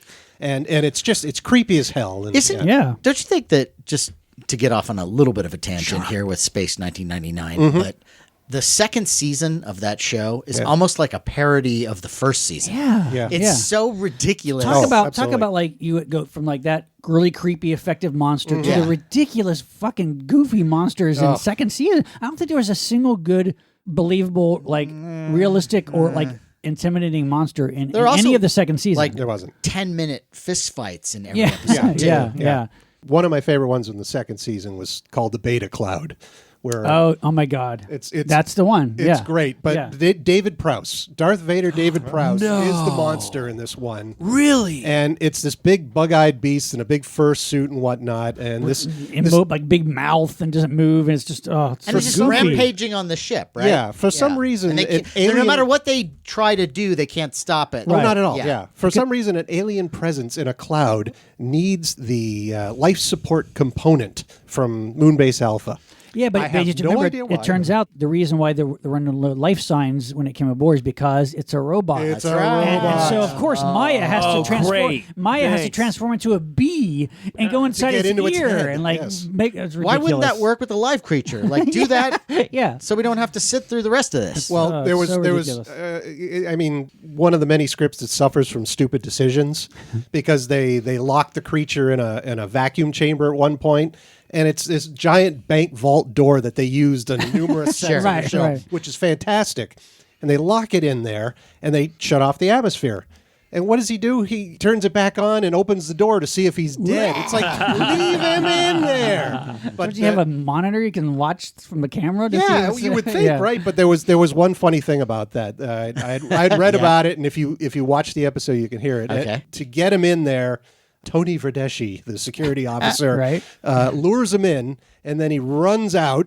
And the creature's about to lunge out after him, so he picks up like an oxygen canister or something and throws it at the creature. And it hits him in the gut, and he stumbles backwards, and that gives him the time to close the door. Well, apparently, he threw it hard enough that it hit David Prowse pretty hard, and you can actually hear him on the soundtrack going, "Oh God!" I listened, and it is there. It is my really gosh. hilarious. That's hilarious. I'll watch that Great. again. I gotta check that one out. Where are the Space 1999 bloopers? Where's that blooper? Yeah, reel? oh my gosh, really? yeah. So you know, that show is, for all its faults, it looks so beautiful. So good. The music in the first everything about season it. is Especially, yeah. spectacular. Yeah, Yeah, it is. Well, that It's was the a great, 2001 classy season. show. Right. Yeah. yeah. I had one more for course. this Go for it. subject. Why real not? quick, as something that really doesn't hold up.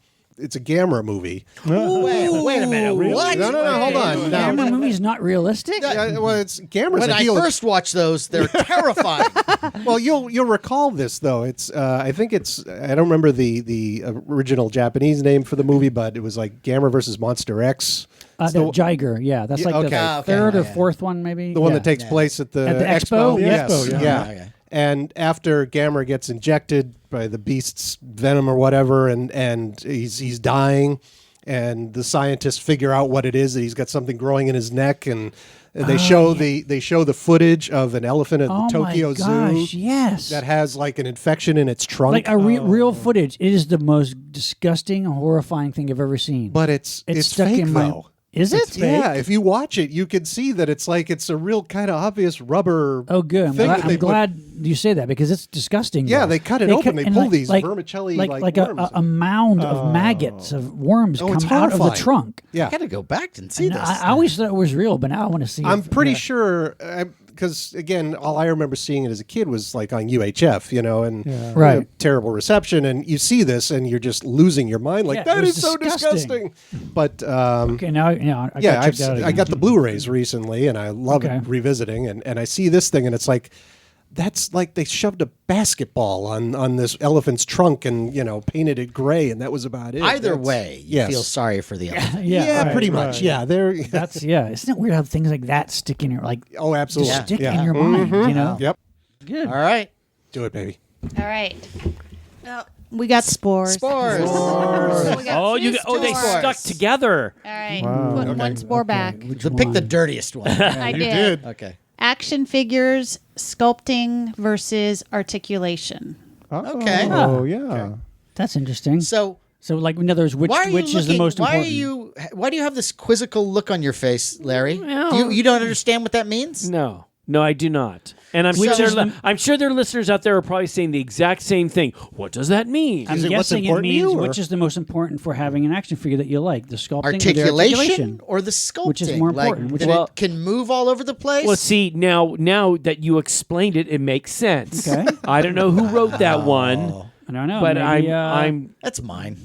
Is it? Yeah. Oh, okay. oh, all right. Well, I gave you too much credit. I'm sorry. Okay, I so wrote this for you. Okay, so It's like I wrote a song for you, and you went, You shit on it. yeah. so what you're saying is what's more Why won't important, the you love me? articulation or how it looks? Yeah, like, Okay, because there are certain figures. Yes.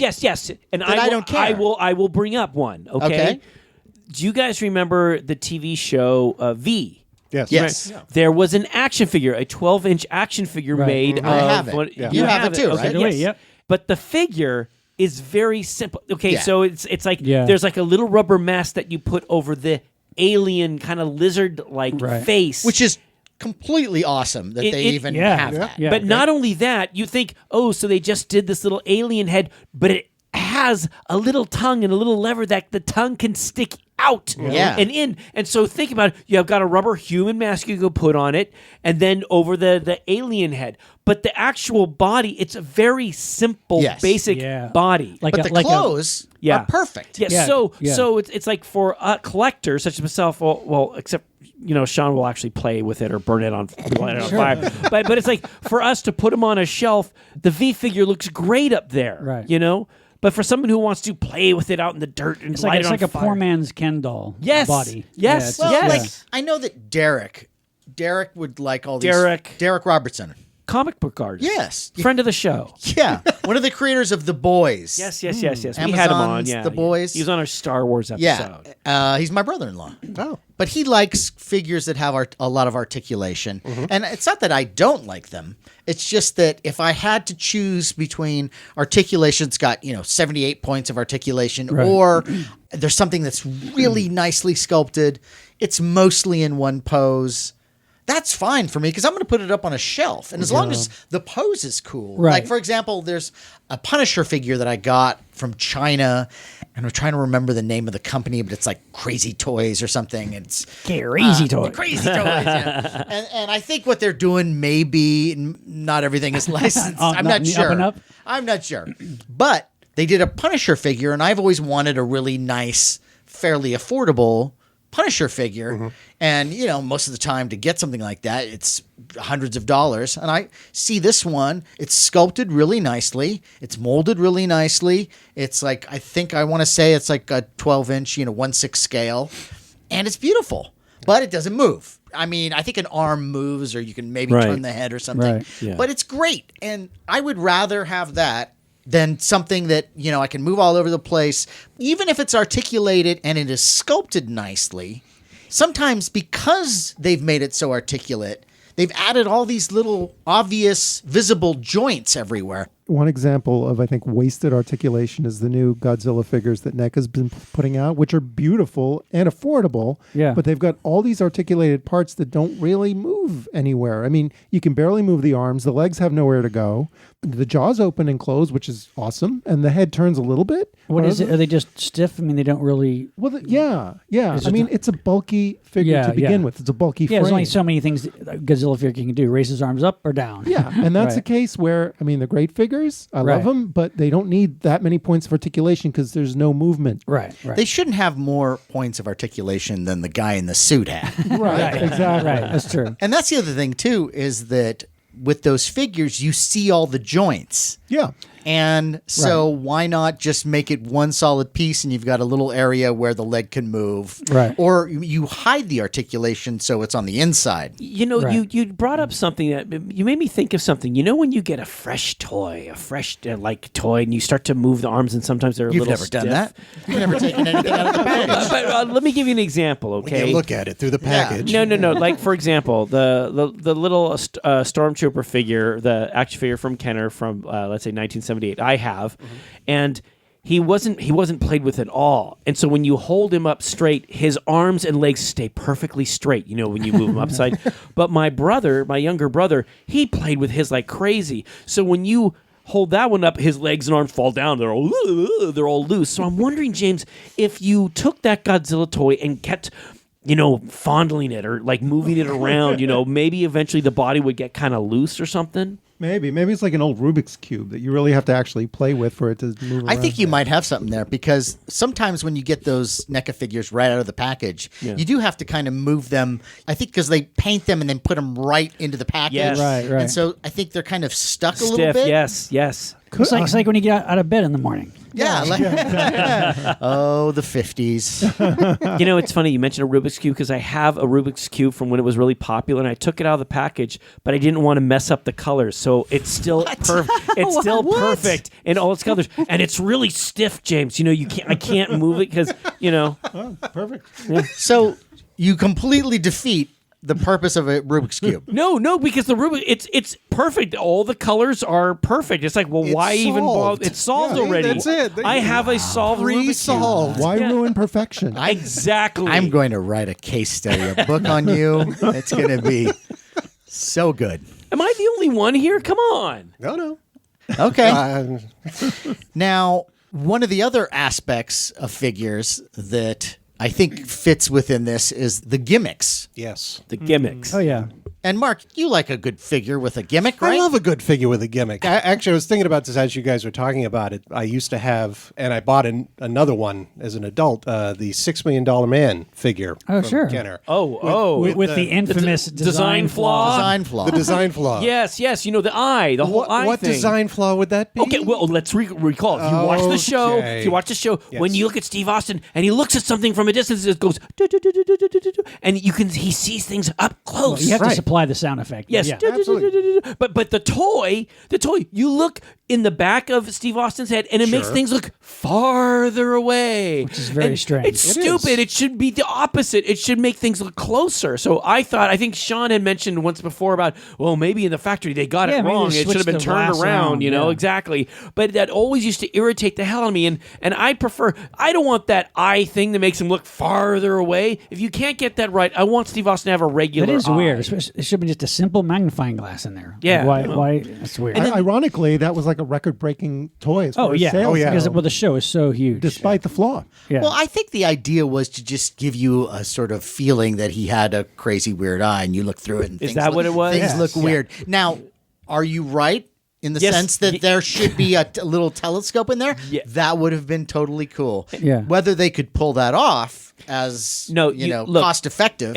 You bring up a very good point. If I have to be a realist, I can see the folks at Kenner probably saying, "Well, it's going to cost us an extra like 55 cents to put this magnifying." Yeah. Screw it, kids won't but it care. is a good idea that you have. There'll probably be one kid who's like really obsessive or something, or we won't worry about him. Let me ask though, if you remember, because I haven't actually looked at the toy in a while. When you look through the eye hole in the back of the head, Yeah.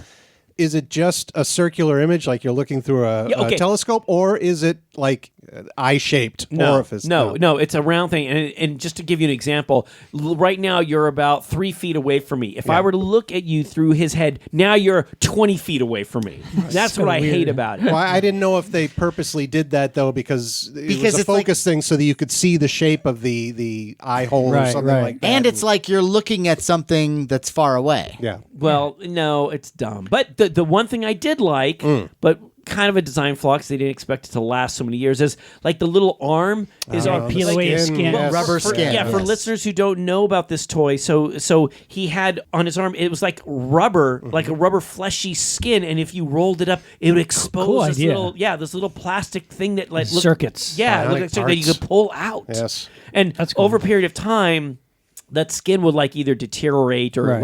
like get stuck to the plastic or something. So Well, even without the skin, I have one that the skin has deteriorated, but it still has its little nodules, and it had these bionic nodules.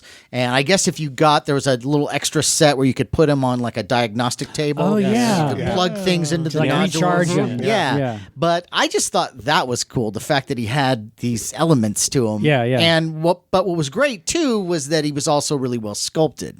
Yeah. It did And- look like Lee Majors. Yeah, and there are he certain did. and there are certain things where I will prefer even the gimmick over sculpting. I mean, the V figure that you brought up, that Oh, actually yeah. has, I think, pretty good sculpting with it, especially the alien Yeah. face. Yeah. But also just the human mask is good too. The human It's like mask a is cool smiling too. visitor. You know, Yes, it's yeah, like- yeah, and it has the sunglasses Yeah, it's and cool. realistic clothing. Yeah.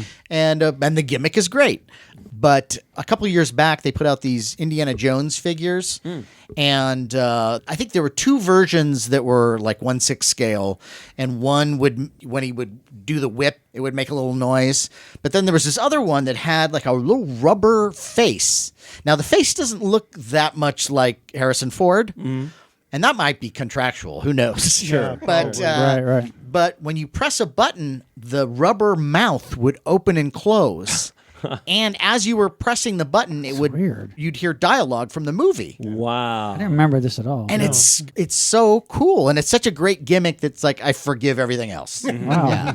But I love all that kind of stuff. Big Jim Oh, yes. with the, Sports camper and the break the muscle band. Oh. Look, I can break a muscle band. Yeah. Big Muscle Jim. band. Yeah, that's what I do. Karate shop, the Right. karate chop where Well, they would do they had the board that was pre-cut. Oh yeah. Well, the Migos had the fist fighting Migos. Yeah. You press the button on their back, and they would just move their legs, or move their arms like Rock'em Sock'em Robots. So They would Batman fight like and I Robin fight. Would fight. There's only like certain superheroes and villains that they made that way, so they could fight. Yeah, I love stuff like that. There was the Fighting Furies Pirates. Yes. By Matchbox. Similar to Migos in a little bit. Yeah. And they were like it was a weird scale that didn't Yeah, fit anything wasn't else. quite a little bit larger than Migo, I Yeah. think, but not as big as like a G.I. Joe or Big Jim even. Yeah. And but they were cool because they would do like a little karate chop action, and then there was a peg leg guy. Oh, yes. And he had a little map. the little map in Yeah. the leg. Yeah. Oh, that's so, It was so wait, cool. do you have that? I do. Yeah. Do you have the map? I have the map. Ooh, so you know where the treasure is. I do know where it's somewhere. I keep going to that guy's house. He keeps calling the police. But yeah, and then they had the Captain Hook, who kind of looked like Yul Brynner. And, Yeah. I even have the boat, the ship that Wow. it came. Yeah, it's like a No. playset. That's Oh cool. my I love those awesome. things. I love Toys those with the things. gimmick. Yeah. That's cool. That's great. All right, Moving on. let's go. Moving on. Let's do it. Pick All from right, the next skull. Our lovely Skull of assistant destiny. There we go. is We need sticking the her spot hand in. music. All Sporfield. right. No, clean. All right. Oh. Newer one. Name a recent genre film that pleasantly surprised you. Oh, okay. That's one of mine. Nice. That Finally. You didn't pay me enough.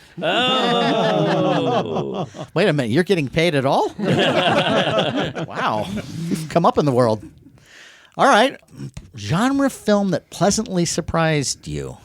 That's kind of a tricky one because there are certain movies where, like, I got the scuttlebutt on previous to watching them, so I kind of was expecting them to be good.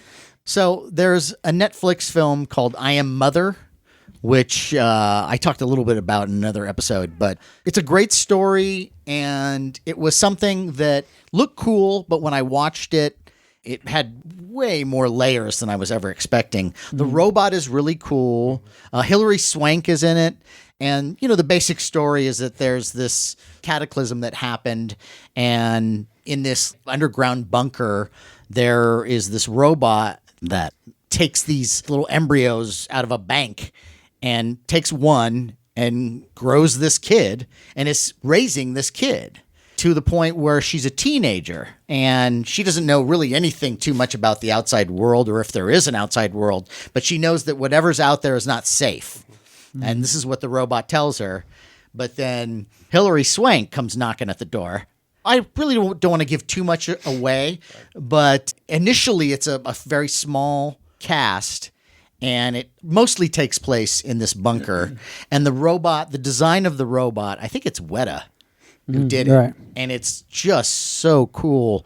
It's a very intelligent, nice little science fiction movie. And you don't even get too many, certainly on the big screen anymore, like that kind of movie. You're rarely going to get an Andromeda Strain or a movie like of that caliber. But this one feels like that. It's this movie that I never thought I would see on Netflix. Right. Right. But great. And that one was way better than I ever thought it was going to be. Anybody else?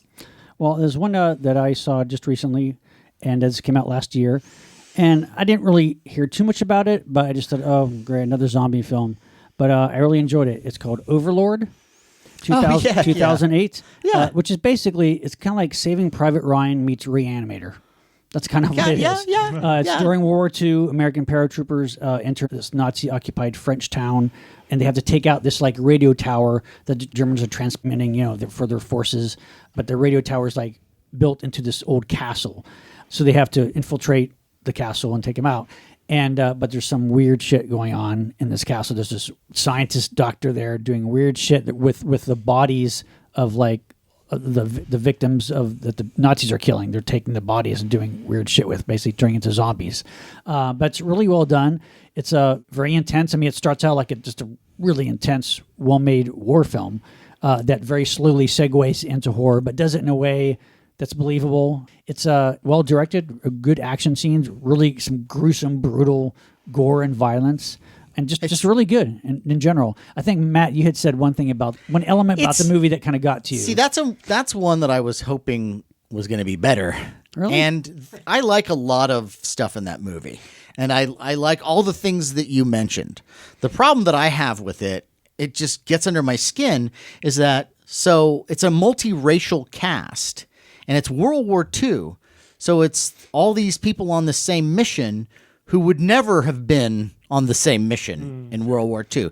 Now, people have argued that, it takes place in kind of like an alternate reality where I guess we were okay with that kind of thing.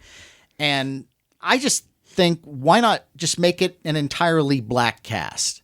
Yeah, like, because the main character is black. Yeah. And one of the commanding officers in the film is black. But they're all on the same mission that never, from what I read about history, that never would have happened and didn't happen. And why not, if you're going to make an adventure like that, at least address it? Because they don't even address it. Yeah. Right. Why not at least address it? Or you have this black platoon that manages to find their way into this Nazi stronghold where they're doing these experiments. Kind of like turning them into slaves in a way. Yeah, like it could have been. There could have been some nice, Yeah, but I think I know that didn't bother me though. Like, I thought I was just wrapped up in it. I thought it was just really good characterizations and just a fun movie. It is well acted. There's some great gruesome effects. The war stuff is incredible. Yeah, it's really good. And I would mostly recommend that one. Yeah, yeah, it's a good one.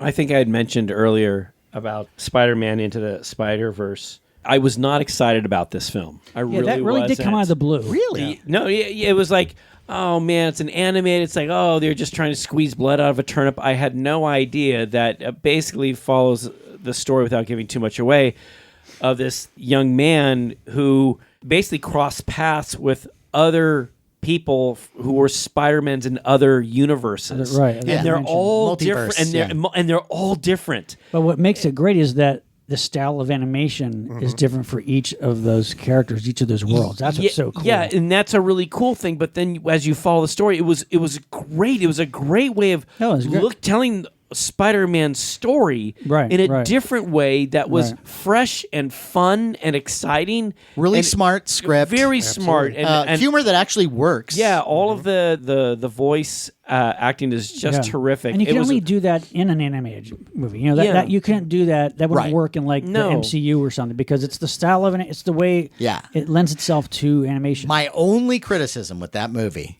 and this happened when I went to see it in the theater, is they do some sort of strange effect, especially when they're in this one universe. It's like a digital artifacting effect. It almost looks like you're watching 3D without the glasses. Wait, is it the blinking thing? Because if I recall, there's a warning at the beginning of the film that says, whoa, if you suffer from vertigo or flashing seizures, that's it. Yeah. They said, don't watch this film. And I went, and actually, as it started, I went, oh, hey, this is getting interesting. Hey, I like this, you know. And Bring you're on the right. seizures. I totally forgot about that, man. And I think I missed that warning, because I actually went out and had a seizure. And had a seizure in the lobby. But it was fun. I enjoyed it. I got attention, and you know how much I like that. I got to chew my wallet. It was nice. But I talked to someone and I said, is this movie supposed to be in 3D? And the guy was like, oh, hey, we get this all the time. No, really? it's not. And so I went back in, and I understand what they were trying to do, I think, was they're trying to sort of hint at that there's a multiverse. So there's like another layer to reality. And it's an interesting artistic choice. I don't know if it entirely works for me. I could have done without it. Well, and I think it would have made it just as strong of a movie, but it was a choice, and I got used to it after a while. And halfway through, I don't even notice it anymore. Well, for listeners, if you haven't seen it, I strongly recommend it, unless you're like Grandpa Weinhold over here. And oh, I can't handle the stroke. Take your medicine. I'm having another episode. I'm having a seizure. The spider people are real. No, yes, that is a good one. That also is a movie that genuinely pleasantly surprised me. Yeah. I Yes. never really Yeah. know what Who anime, knew that would who be- it would knows? be that I'm great? Yeah, No, yeah. I did not expect it. So They took some good. interesting chances with the design work too. I Yeah. mean, Yes. I don't. A lot I- of Bill Sienkiewicz in there. That's what I was Yeah. thinking. As soon as I saw the Kingpin, it's like, wait a minute, he looks familiar. It's like, oh my God, it is. It's Yeah. Bill Sienkiewicz art. And how would someone think that actually works? That's incredible. But it does. It Yeah. absolutely is perfect. Yeah. And it works really well. yeah. Yeah. Agreed. And could only be done in In animated style. yeah, Right, right. absolutely. Yeah. Great Cool. one. Good one. thank you. I like that one, Well Larry. done. Yeah, hey, that was my topic. So thank me. Thank him. He's holding this show together. Right. Yes, he is. He's. I call him Mr. Glue. All right. So is James? that it, or you got one? James? I'm trying to think of titles that I haven't brought up before in terms of a You had some time. We've been Yakking away. The fact of the matter is, there's been so much that freaking disappointed me. That's Oh, well, that's talk about Grandpa over here. I know. Yeah. I didn't like. I don't like. How about the 17th time you've seen Chitty Chitty Bang Bang? Were you Yeah. pleasantly surprised? Well, if you're gonna Yeah. go there, it holds up. No, I haven't talked No, it about doesn't. this, but it's somewhat genre, but it's a TV show, and because I haven't talked about it, and it did impress the hell out of me, I'm going to bring it up now, and it's the first season of True Detective on HBO. Oh, okay. I have not seen this. I was series not yet. expecting to like it. Yeah. I'm not a fan of either of the actors necessarily Really? who were in it. You don't like McConaughey? I didn't before. Now I He's do. good. And, When he's good, he's great. Yeah. Yeah. And the other actor. What's his face? From Cheers, yeah. Woody Harrelson. Woody Harrelson. Thank I you. like Woody too. Ted Danson? But I gotta Shelley say Long's that, awesome in it. Shelley Long. Oh, that series hooked me in, and it really impressed the hell out of me. And it wasn't, none of it was obvious as far as what was happening in the investigation with these guys. It was more of a character study of these Right. two men and their relationships with each other and the women in their lives. But at some point, I want to revisit it, because what's actually going on that they are investigating, which has to do with a Satan worshiper and some kind of a backwoods psycho, is really, it's still there. You just have to sort of pay more attention. And I came away from it incredibly impressed. Okay. I liked it until the end. I love the end. I thought love the end. I hated the end, and I thought I wished I liked Matthew McConaughey before that. When he made his turn, I was like, oh. No, I But love. but I did enjoy that series, though. I did think it was really great. Now, I haven't seen the second and third season. I heard the new season's good. Yeah. But I watched the first of the second series. Bored me to death. I heard it was terrible. Yeah. But I heard this new Yeah. this new season is supposed to be really good. So We're about Okay. halfway through it, and yeah, it's the characters are interesting, and the aging of the characters, just from a technical makeup point of view, is stunning. I mean, it's absolutely flawless makeup. So You guys watch the Fargo shows? yeah, Yeah. Those were all good. those are My wife amazing. watches that. Yeah. Yeah. Mark, do you have? I would thank you for bringing up TV, because I was racking my mind for films, and it's like, oh yeah, wait a minute, TV.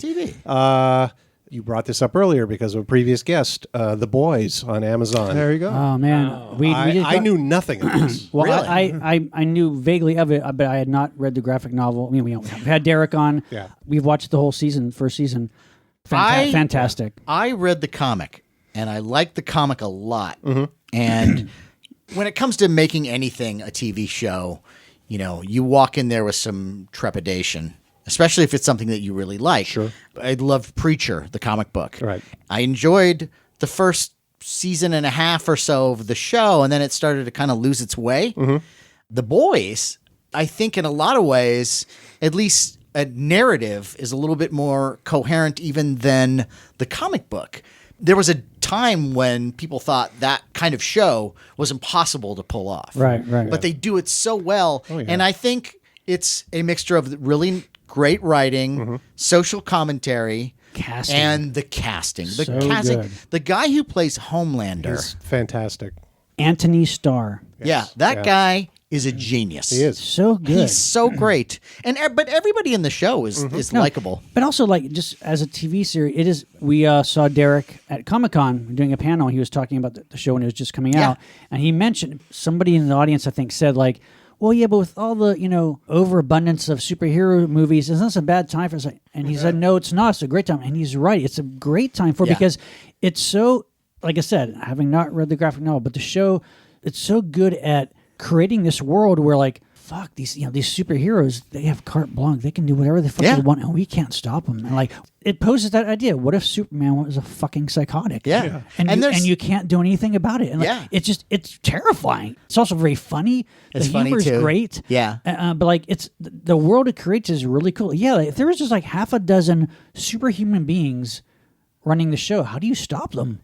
Especially with a corporation behind them, and then the military. Like, it's a great idea. And that's what's great about the show too, or the story, is that there are all these other superheroes that you meet that aren't in this, what they would call their Justice League, like the second tier, second superhero. banana, second tier, and they don't really have any type of power like Homelander. Right.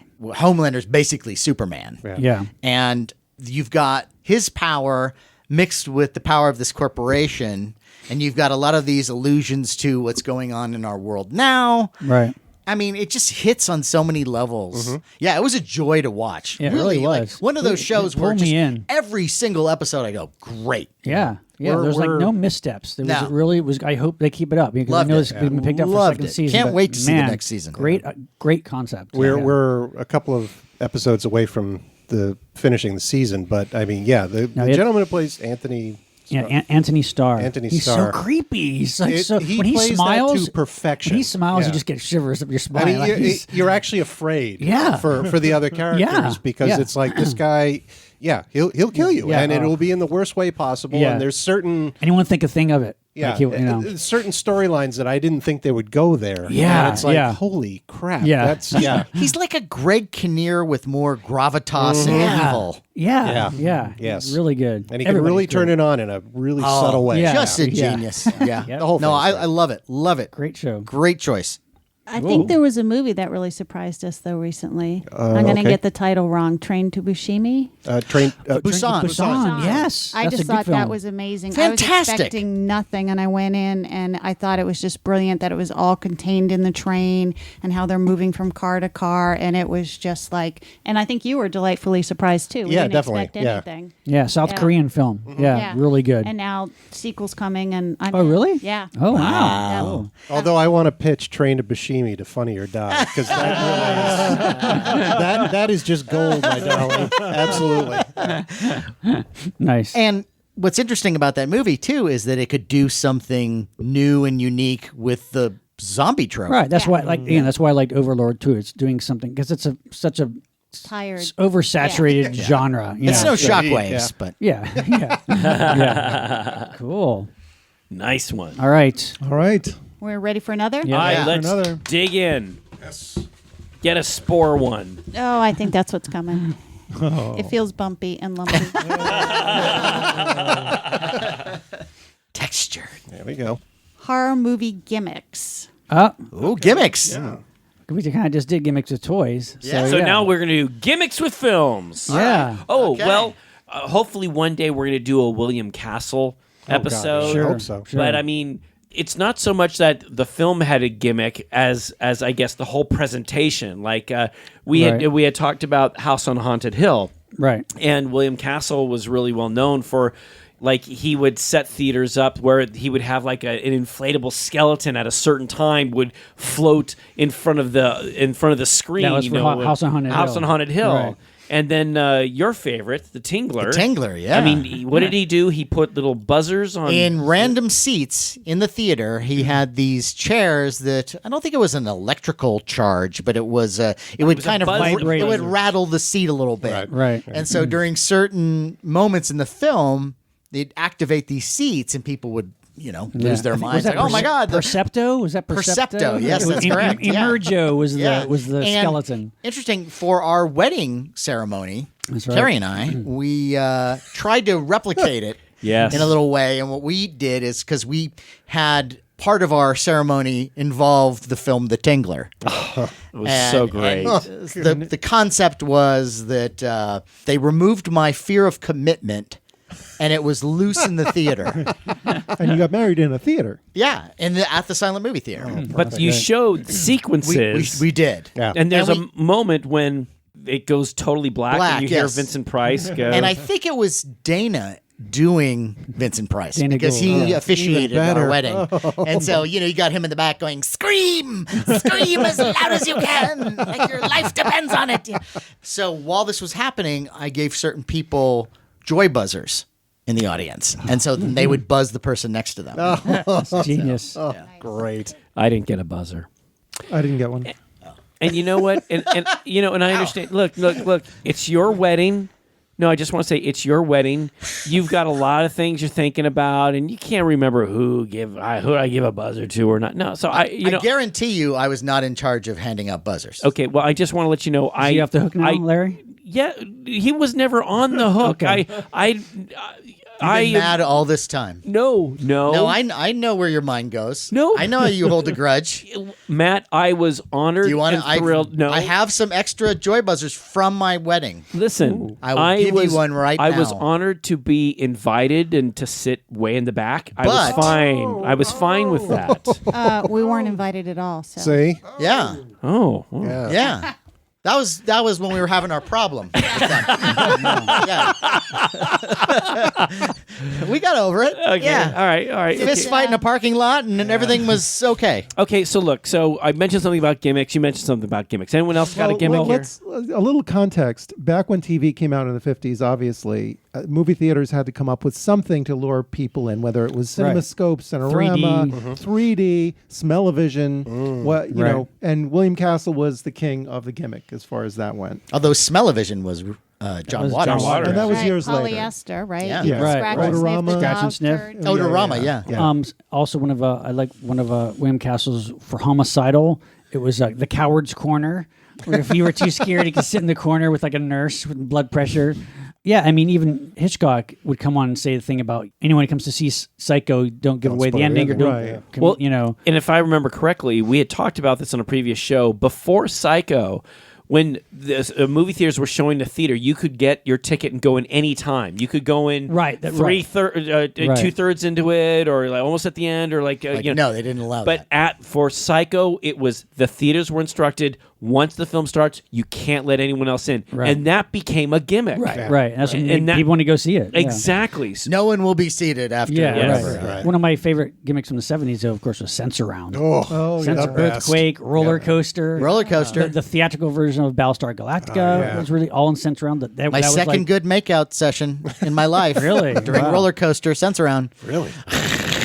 And Sean, and what did they do in Sense Around? What would they I think do? it was it's the sound system. There was something with like was it the bass the or woofers or something like that a were, subwoofer. but it was expensive to do, I guess, and they couldn't do it in all the theaters, so it was only certain theaters that made like Yeah, that. they you know. did like 4 films with Sense yeah, Around, I think and then they I think kind of gave it Earthquake up. was the first Midway. one. Ridiculous. Midway, Midway. right? Midway might have been the last one. Yeah, But but one of the later gimmicks, which is I thought was brilliant, was for the Blair Witch Project, where they would have those signs posted around saying, "Have you seen these kids?" And they were the actors yeah, in the movie. yeah. That was like posted all around. Like that's genius. And if you look at press books from 50s movies, whether or not they actually implemented these gimmicks, a lot of press books suggested gimmicks. That's right. Right. All yeah. these like Put on a mask. put on a and, mask, run around the Run theater. around. Yeah. And some of the wildest stuff. It's like, Right. God, I hope they didn't do this. I know, right? Yeah, we were reading one. Well, like one press book for the alligator people. on, Oh, our, that's on right, the yeah. Blu-ray, Have a our bunch of baby commentary. alligators and That's give them away right. to kids. Yeah, give baby alligators away.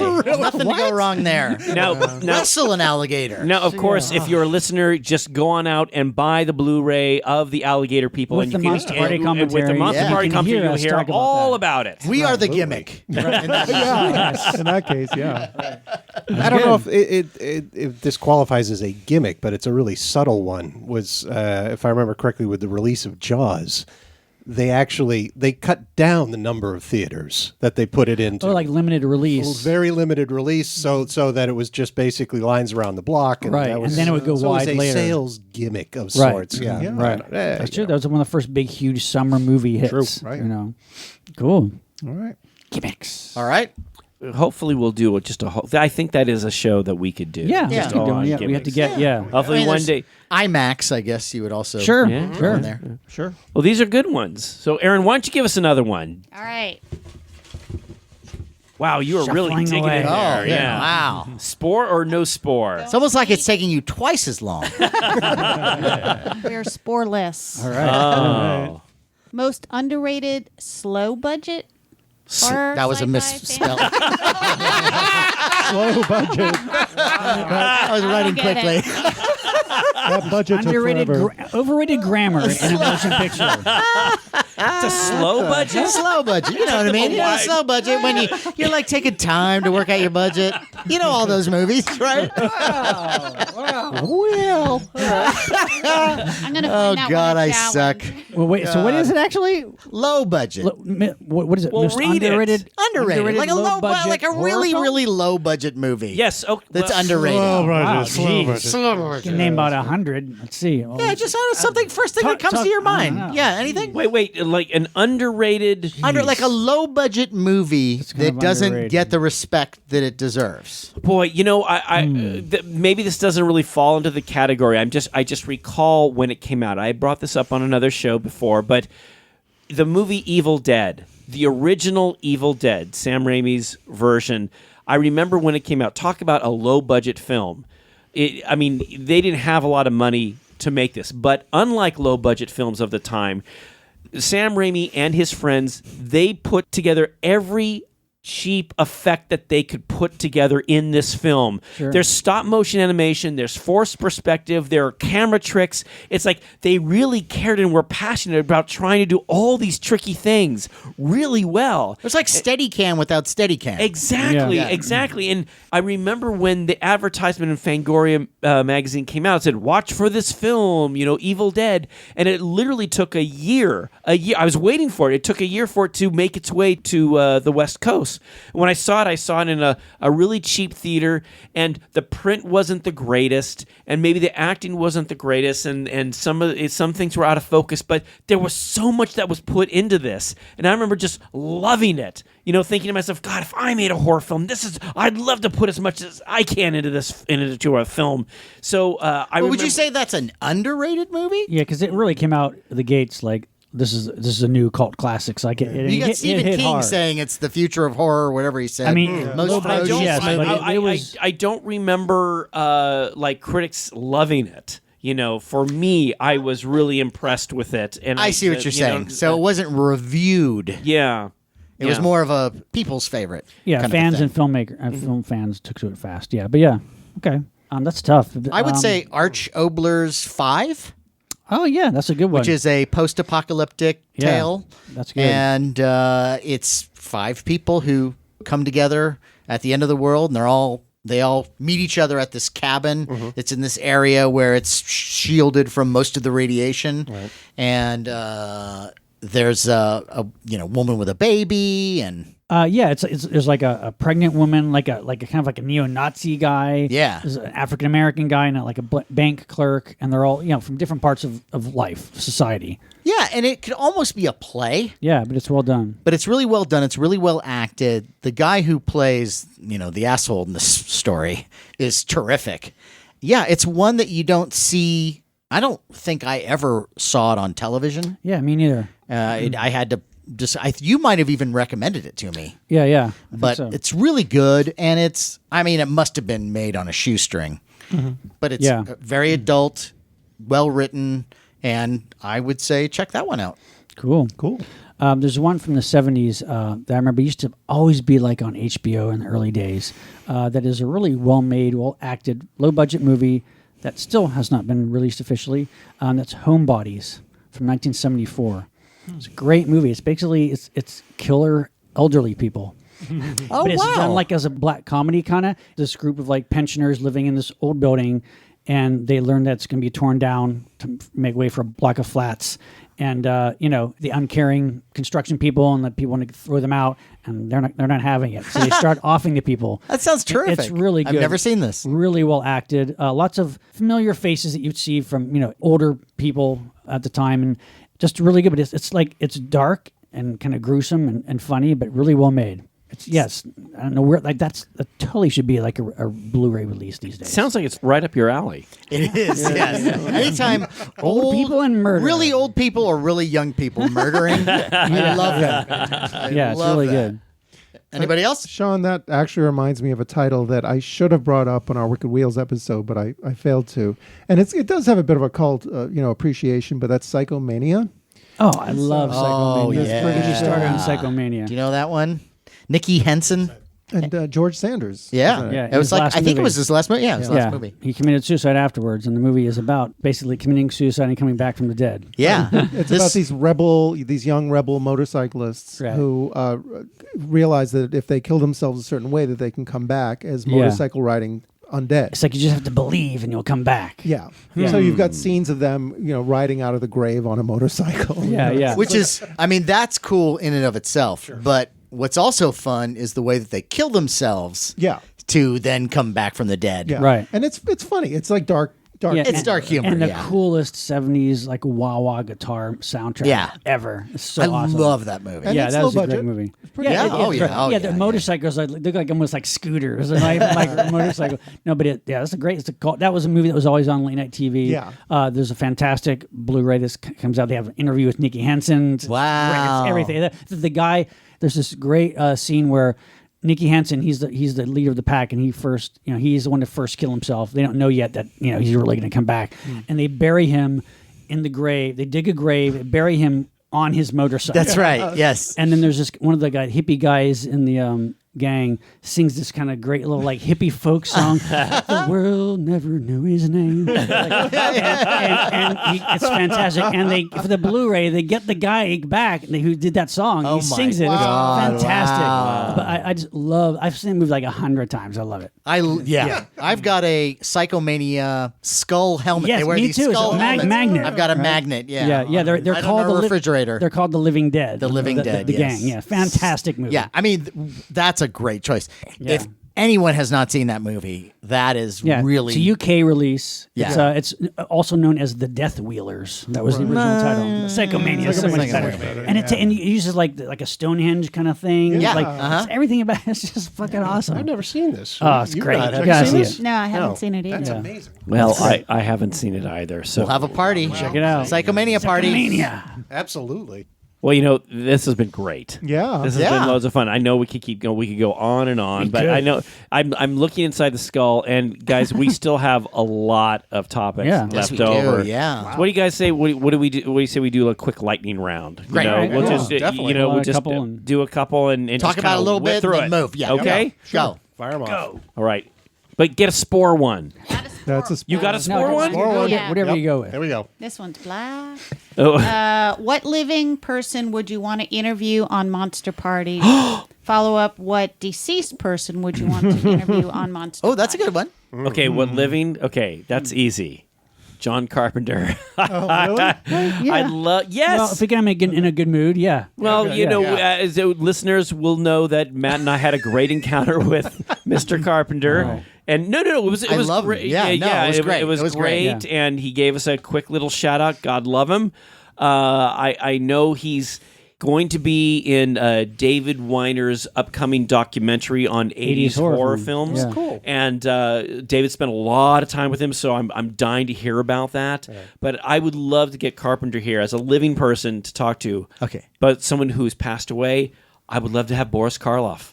Yeah, there's so many. I mean, Because where do you start? honestly, well, you can have your turn, okay? Oh, there it is. There it is. So, Mr. Karloff, what was it really like to work with so and so? And when James went, he'd go, "Well, Larry, I'd like to tell you," and he could tell. Is that Claude Is Rains? that James Mason? It was my board. Come on, guys, come on. I would love to interview Boris Karloff because number one, everything that I hear is that he was a lovely, lovely man. And we had Greg Mank, Karloff and Lugosi expert on, and he told these great stories about Yes, yeah. Karloff. But to have him on, to interview him, would just be glorious. So that's my living and That'd be deceased cool. person. All right, good. Great. For living, I'd go with Stephen King because I'm a big fan. Sure. For deceased, Bela Lugosi might be fun and follow up to your Karloff. All right. He'd be an You interesting... mean like late Lugosi or early Lugosi? Late. You mean when he like was the full-on Martin Landau Lugosi. So he goes, I need to go into the other room for a moment. And Yeah. okay. See, that wasn't bad. That wasn't a bad Lugosi. That was a good Landau as Lugosi impression. Well, that's I like exactly that. what I was doing. That was the best James Mason that you've done so far. Okay. Matt, what about you? I would do. I've got a tie between the living ones. Okay. And that would be either Tom Baker. Doctor Who. Yeah, the nice. definitive Doctor Who. Yeah. Because every interview I've ever seen with him or listened to, he is a delight. He's hilarious and he's fun. And he would enjoy himself. He likes to have a little drink or two. Well, who he'd fit in doesn't? perfectly. Hey. Yeah. And then the other one was Malcolm McDowell. Oh.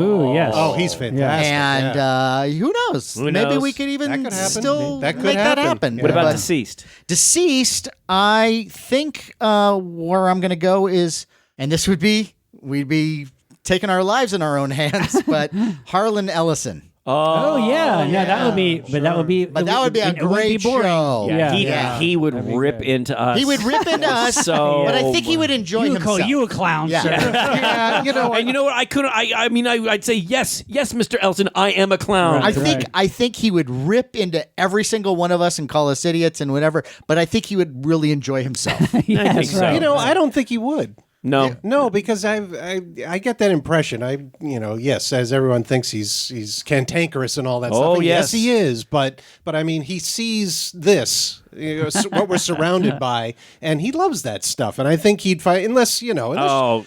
unless you're you saying got he in would- his face. No, he'd you know? rip. He'd, So you're agreeing. You say he would have a good time. I think he would have an excellent time, Yeah. and I don't think he would necessarily rip you guys unless somebody just We'd say got something. in his face. We would- somebody never would know. say that might happen. Yeah, that might could happen. We'd bring up something that we liked that he didn't like, and that would be it. Yeah. He'd, But he'd it'll be be off and entertaining, running. though. I might have an issue. incredibly so. I have an issue or two. So Yes. So that's mine. Okay. Good one, Matt. Good Anybody one. else? Well, Sean. that's hard. It's so hard with living people, though. But I think. Oh, come on. If you were saying John Carpenter, I think if we really got him to sit down in a chair and to talk about his horror films, I think David Cronenberg would be really. Oh, that's a good one. Because That's a good he's one. just very intelligent, like very Sure. intellectual, and like to go into Yeah. like all his movies would be great. And I think I mean, there's so many deceased people. I think the other person I hear has always been like a gentleman and a great person. Would be Vincent Price. Oh. Yeah, I think he'd be just really fun to talk with. Amazing. Yeah. Let's see. Let's see. So, if you were gonna say someone living who should be on Monster Party, who would you suggest? Oh boy, that's a tough one. I was thinking like a director like Joe Dante and whatnot, who's definitely yeah. a film fan. Sure. that No, he'd kind be of great. thing. He'd be great. He'd be I would fantastic. like to Yeah. get Total Dante. Monster Kid. Sure. Yeah. Total Monster Perfect. Kid. That would be I'll great. work on that. Yeah. Probably. That's a get. That's a I'll total go in reasonable front of his get. house. Yeah. Matter and of hold time. up That a could happen. sign. Yeah, I think so. As far as the deceased ones, I think Ray Harryhausen would be awesome, Yeah. especially if you get him in one of his cantankerous moments, where Yes, I've seen that several times. which is so much fun, in his later years. If we could get it so he liked us Right. and was comfortable enough to start railing at everyone else, that would Right. be great. Well, if you start kissing his butt and whatnot, like Right. people would Right. tend to do, he just never really sat for that. Too. It's like.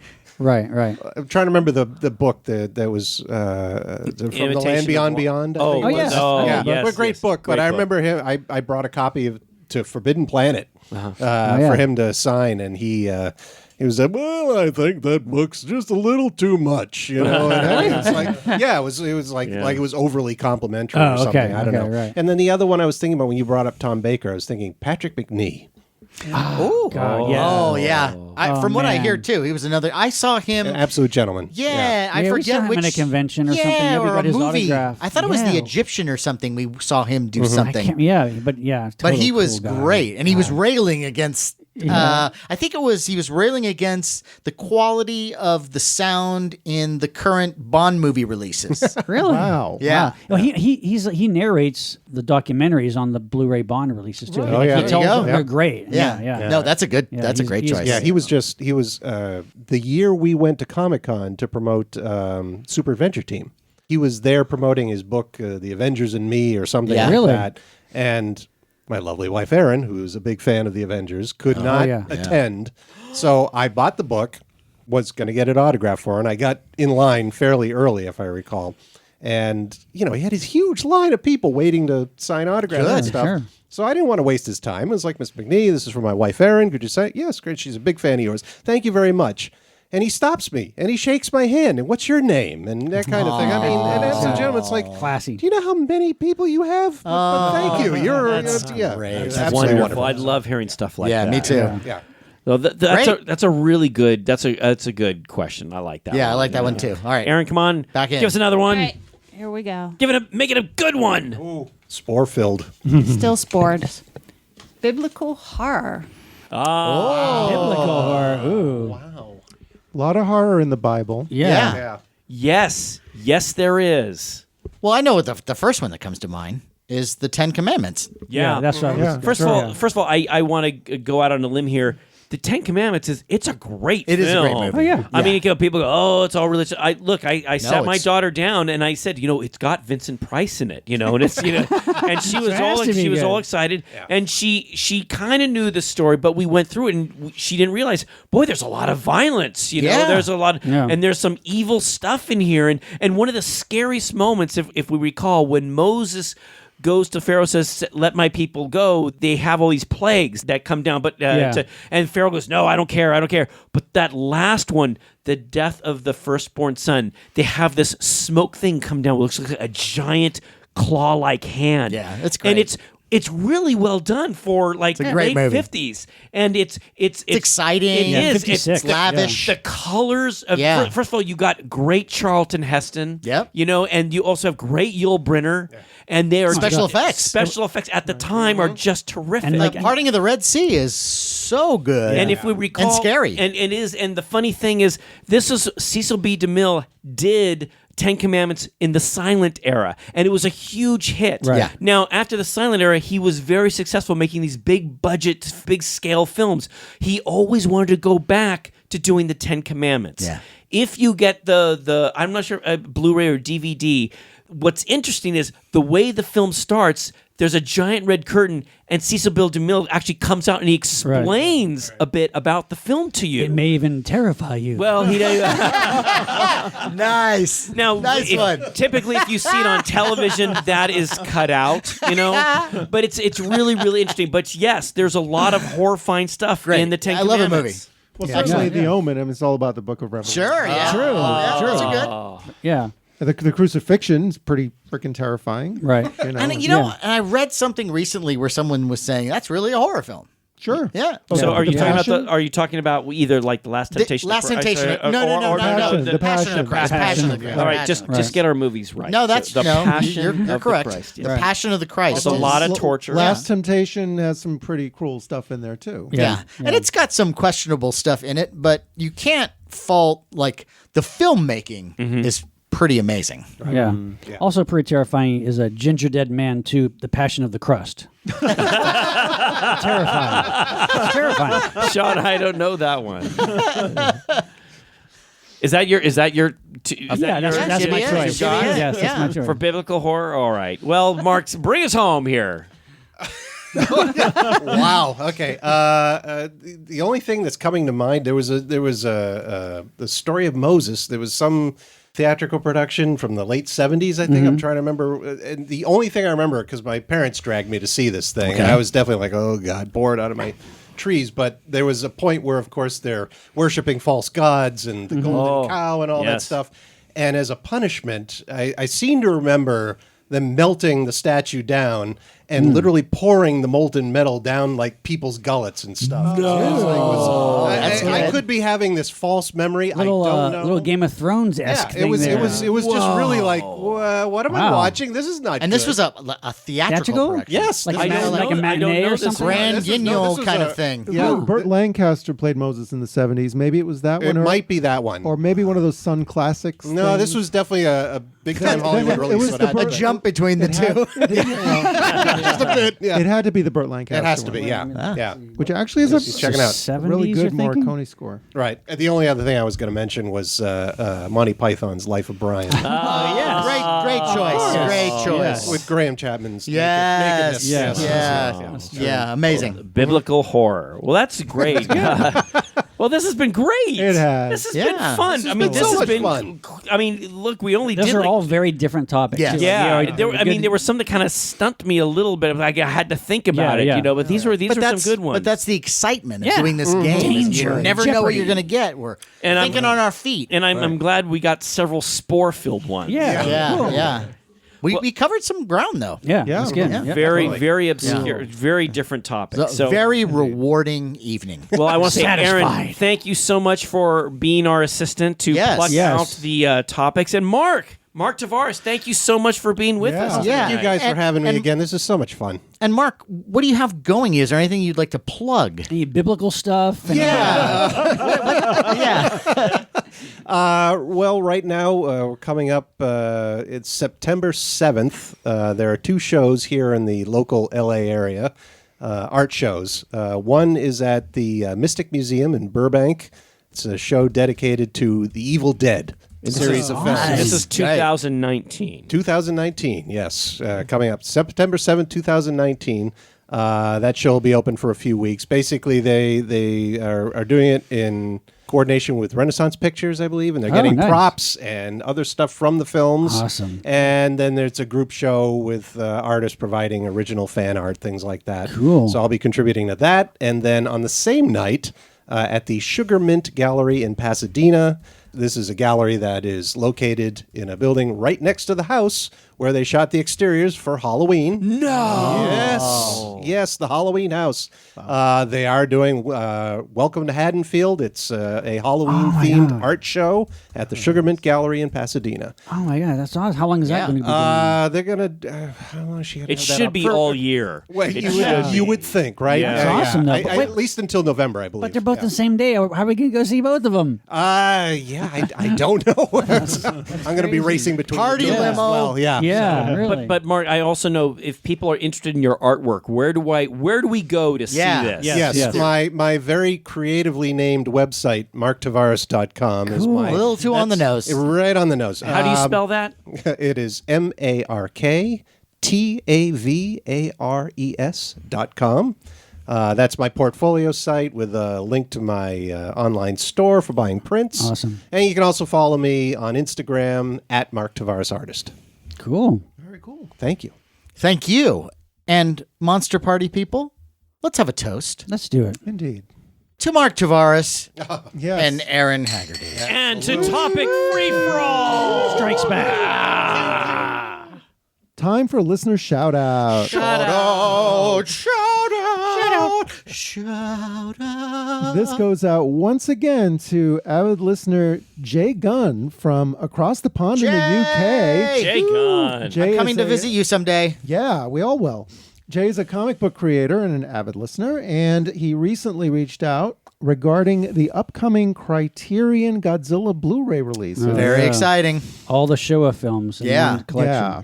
And Jay says, you know who I would love to hear do a commentary on at least one of those Criterion discs? Not some stuffy, bitter old critic who talks down to Godzilla fans, but Yeah. you guys. Yay! That would be such a delight to hear such enthusiastic commentary on one of the discs. Right. That's right. We are World. enthusiastic. We are enthusiastic. listening We to that love Criterion? those movies. We really do. We're We do. passionate. We're passionate, and we're not stuffy. But he asks, Flowery? Flowery, yes. but Jay asks, but in my dream scenario, I wonder which film would it be? Yeah. That's true. It's hard to. Well- you know, I mean, what do you think? well, I don't know. I mean, Smog Monster would be kind of cool. See, That's that a good was, one. That's my Yeah. first thought. Yeah. That's a good I mean, one. I know that's not a typical of the genre of the Showa series, but It's the most fun. I was also some thinking ways. Monster Zero. oh That yeah, too. yeah. That You know, too. the Criterion. I was trying to read up on that release though. Is it the international dubs and not the AIP? Because that would be disappointing if it's not. Because it's the ones we grew up with. It's that AIP English dubbing that we. Aren't those TV prints, though? I don't know, Or but like, some of them are. But like I think. know that some other releases earlier were like they were the international releases, so it was a different like Right. voice actors, and it's not the same really. Because I like, to be honest, I like having both. I like having watching in Japanese language, but I also for nostalgia reasons I love those original dubbing versions that we grew up watching as kids. It'd be great if they could put both. Yeah. Yeah. I mean, everything. that's the ideal. And Everything. especially if you're going to pay a bunch of money for it. Yeah, And some of the classic media discs were able to do that. Yes, Yeah. that's why I don't know if Criterion has the rights to those, but it does look very tempting though. It's I do. from I think I 54 to want it, 75, all the Yeah. Godzilla films on Blu-ray. And guys, we also got another review. Oh.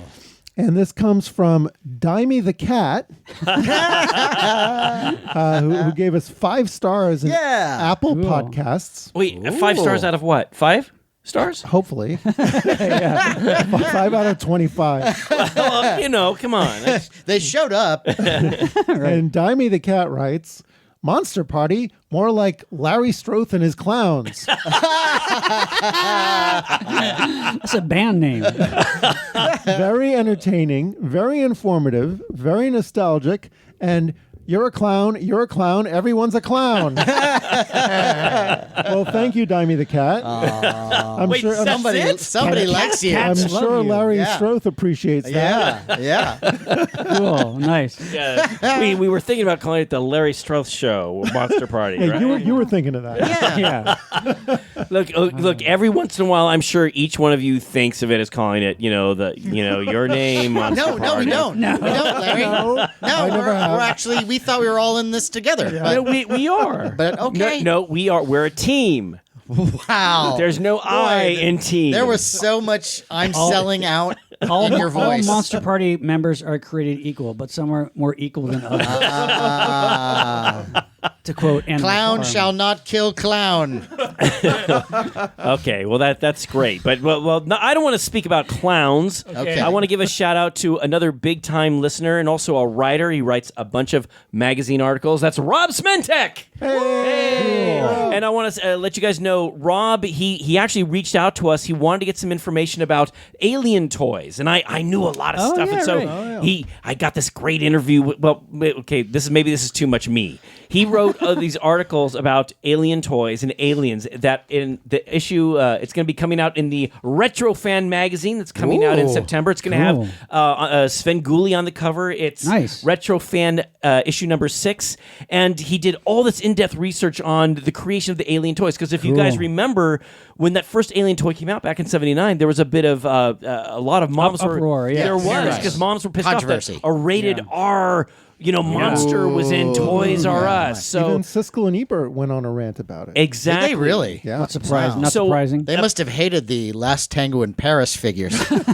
Well, apparently Rob has done a lot of research. He's talked to a lot of people that were involved, I guess, in the Cool. making of the toy. So it's going to be a big article. So check that out in Retro Fan magazine. Cool. And Retrofan is a fun magazine. It It is. is, It's really and cool. I want to thank Rob. He sent us several issues, which we all got Yeah, copies. yeah, and it's, really It's good. great. I got there's an Elvira on the cover. It does Cool. a whole Elvira article. There's a Mark Hamill one. They do great it's- stuff. it's So it's done a with fun love. magazine. Everything we love. Yeah. Yep. And hey, let's also remind our listeners that you can find us on Facebook and YouTube at Monster Party TV. And hey, check out some of our early YouTube videos because there's some fun stuff. Why are you If laughing? you want to see like 4 guys sweating, No, all cramped not together. those Okay, ones. well, I know it sounds sexy.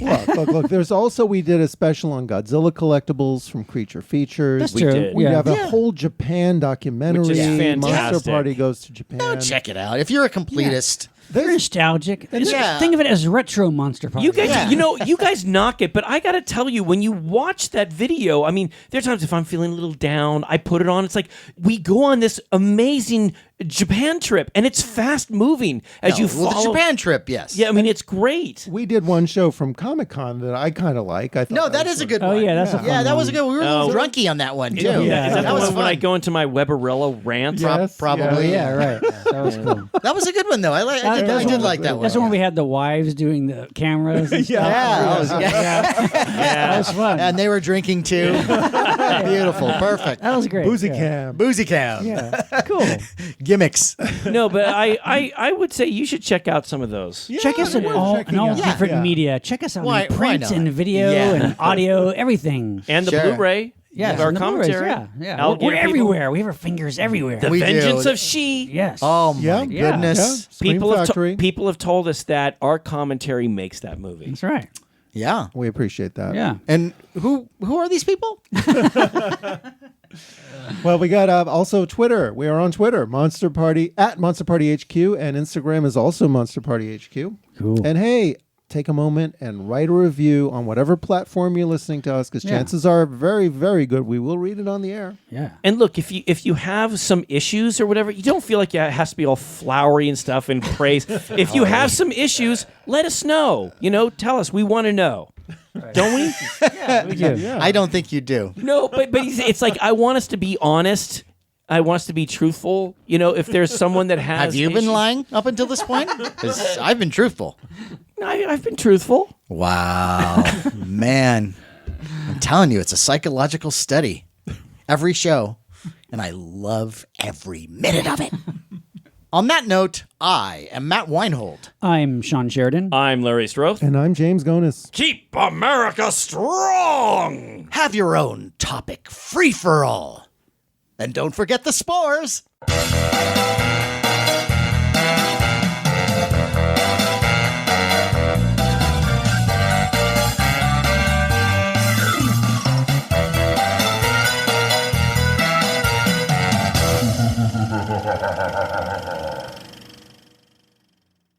As we, we do our introductions, say what. Oh, and I love your title, Shawn. What? Oh, The either strikes again or strikes back, maybe? Topic What was- topic what was- free for all? Last one was revenge of topic free for all. There should be something like topic free for all strikes back or strikes Or again. Not The return Wrath of Khan or something. the wrath of The wrath of topic free for all. I don't know. the wrath of, because we're not angry. Well, Yeah, we are. What? I know. What? Who am I fooling? Right. No. Who am I you- fooling? Something like topic. Okay, If there's But, okay. one emotion that fuels this podcast, it's anger. clearly anger. Okay. Now, what I wanted to say, just really, really quickly, Not quick enough. is before we get started, I just Yes. had a little story about the skull, Okay. and I think that and Would it be good for bonus material? no, it's not. No, I have to set this up. Okay. Do you want to tell the story after On we there, start? Or No, it's like we're gonna. Hey, we're almost will be bonus stuff. No, this is not bonus. well, then why are you saying it now? No, I'm explaining to you that I just want to tell a little story about the skull. So when we do this, you want to tell the story, is what you're saying. When Yes. we are Yes. officially Before- on the air. Yeah, we'll introduce him, and then we'll. Mark Tavares Yes, is his name. I know who he is. fucking asshole. I know who he is. I answered a clown. He's Guy, okay. guy turned over his entire no, day. No, I know, and I appreciate. What's his face? No, I did I say that? I did not say what's his Mr. face. What's his face? I did not say that. Okay. I'm Thingamajig. I'm thrilled and honored to have Mark with us. and there I'm- still was a beat though. You heard it, right? No, Yeah. no. There's no beat. But I just wanted to say, when you introduce him, and who's going to introduce him? Are you I'll gonna introduce him. and make it very flowery, and and just Fuck you. Go fuck yourself. No, just make it nice. I'm like, he's killed up to 12 people that I'm aware of. See, but that wouldn't be true. Well, as far as we know. how do you know? Right. I've known him longer than you. Well, I know. He helped me know. build my kill room. Okay, let's just say once we introduce and we say, okay, we've done this, 2 other times. Are you really going to tell me how to do the show? No, I just. Okay, go ahead. Fine. No, I'm now curious. This preamble, what were you going to teach me? I wasn't going Go, to teach go. you anything. Tell me let me learn at your feet. Oh, the learn. Yeah, let's hear. No. Let's hear. What was I doing wrong? I haven't even started. You are putting words into my mouth. Because I didn't say anything. I'm going to teach you. All right, what are you gonna do? Oh, Matt, let me teach you. Let me show you the ways. What- I said, what do you I'd want? like to tell a quick story. And we're going to let you do that. Yes, you are. Okay, is that it? But then it got into, be flowery. And first of all, does anyone know what that means? Yes, come Be on. flowery. It's like, he's a fantastic artist. Mark Tavares. Our next guest. He's wonderful. You don't have to Dr. Smith it, No, yes I do. Yes I do. All right, fine. He has brought joy to so many people's lives. Is that the kind of thing you want? You bubbly head booby. You bubbly-headed booby. William. All right. On that note, I gotta pee. Talk amongst yourselves. Good luck. Okay. Yeah, I want to hear myself. Okay. What? Hold on. Wait a minute. I was good there for a while. Hold on. Wait a minute. What? Am I okay? Okay. I was You can't hear really- yourself. Hello, hello. No, I was really good a second ago, but I guess okay. If you think I'm You okay. can't hear yourself. No, Can you hear him? Kind of. Yes, You can hear him. I can hear him. Can you hear him? Totally. Okay, You know, okay. you know you what? hear him? I have a thought. I you think, hear him? Sean, I you can should have your hearing checked Okay. because we do this every show. Yeah. And name the show that you couldn't hear you. There was one actually. What? Which one? I remember because there was a problem with the Oh, evil aliens. There was something wrong with my mic. Well, whose fault was that? I don't know. Mark, you remember how the game is played here? I think maybe since then it's tainted me and I get extra paranoid now. I understand. No, we Here, all have I'm going to a- give you a little. Okay. Hey, is that, Test. Sean Ooh. Sheridan. That's good. That's good. Okay. That's great. You know, we all You- have our you little too. issues. Test, test. Hello, hello, hello. Test. Okay. All All good. right. testing, testing. You sound great. Lovely. It's beautiful. How about Flowery. me? How do I sound? I can't hear you. Definitely Hello. flowery. How do I sound? Yeah, very good.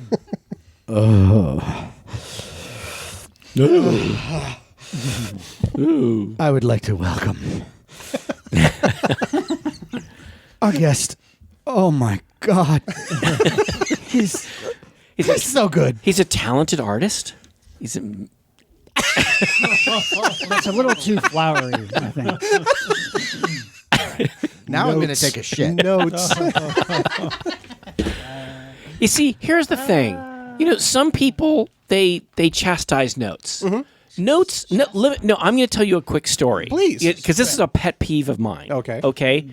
First of all, there's nothing wrong when people are telling you stuff and you're writing it down. You know, it's you know, if you're learning something, write it down. Yeah. Notes. You go to school, you take notes. Right. Okay. When you're a waiter, like I was for many years, when people tell you what I'd like the stuffed fillet. Oh, that's great. And how would you like that prepared? Oh, medium rare. You write this stuff down. Would you like baked potato, rice, or baked potato, butter, sour cream? You write all this down. Yes. Now, here's my pet peeve. You go to a restaurant, okay, and there's this young kid there, and so he's taking your order, and you say what you want, and you go, aren't you going to write that down? Oh, no. Oh, no. Well, we're trained to memorize it. You know? You sure you don't want to write it down? No, I've got it. And you do the order, you repeat the order. The food comes out, and there's always something wrong. There's always something missing. I'm not going to change the tip if you write it down. I'd prefer that you frickin' write it down so I have butter and sour cream on my baked potato. The topic is horror and customer service. So I'm just saying, It happened at Applebee's. taking notes is totally do you have fine. exceptionally complicated orders when you get food? Like I want this Okay. on the side. And You know what, I don't Sean? want any croutons. Are you Meg Ryan? No, Yeah. see, and here's You the don't funny order thing, from the menu. Sean. No, I am I try to make it as easy as possible. I order whatever off the menu, Right. straight, salad dressing. I don't go, oh, and can I have croutons on the side? No, it's just this is it. This is it. But my wife, on the other hand, My wife too. Yeah, it's like, can I replace this for that? And when you do you add this on that? And so it's like, if you're waiting on someone like my wife and she's got all these requests or whatever, write it down. Oh my God. But see, I've been amazed. No, I've been amazed by these places where they have the waiters who can memorize this stuff, and the food comes out perfect. Yeah, I've okay. never had a bad experience with those things. Never? How often do you go out? Like once every couple years? Well, Come on, they're not Mark. as well trained at Hooters. Really? You just have to accept it. It's a very limited menu. Hey, let me tell you though, those gals at Hooters that Matt really wants to hear the story about Hooters. No, I can't wait. You're a handsome man, Mark. See, now I can see you got a nice head of hair on you. Thank you. Yes. Yeah. See, now that's flowery. Well, see, some people think you're growing a big beard. Oh boy, maybe you got a less on little light on the roof. You've got a lot of hair. I do. Yes. Okay. Yeah, Hey, thank Sean, you. give me yours one more time. Test. Sounds good. Sounds good, I like yeah. it, Yep. You sound Test, great. test. Hello. Larry? Hooters. We were just saying. Hooters. And you? Definitely Hooters. Yes. Yes. Test. Okay. Testing for Hooters. And go. I just wanted to say about Hooters when James and I have gone.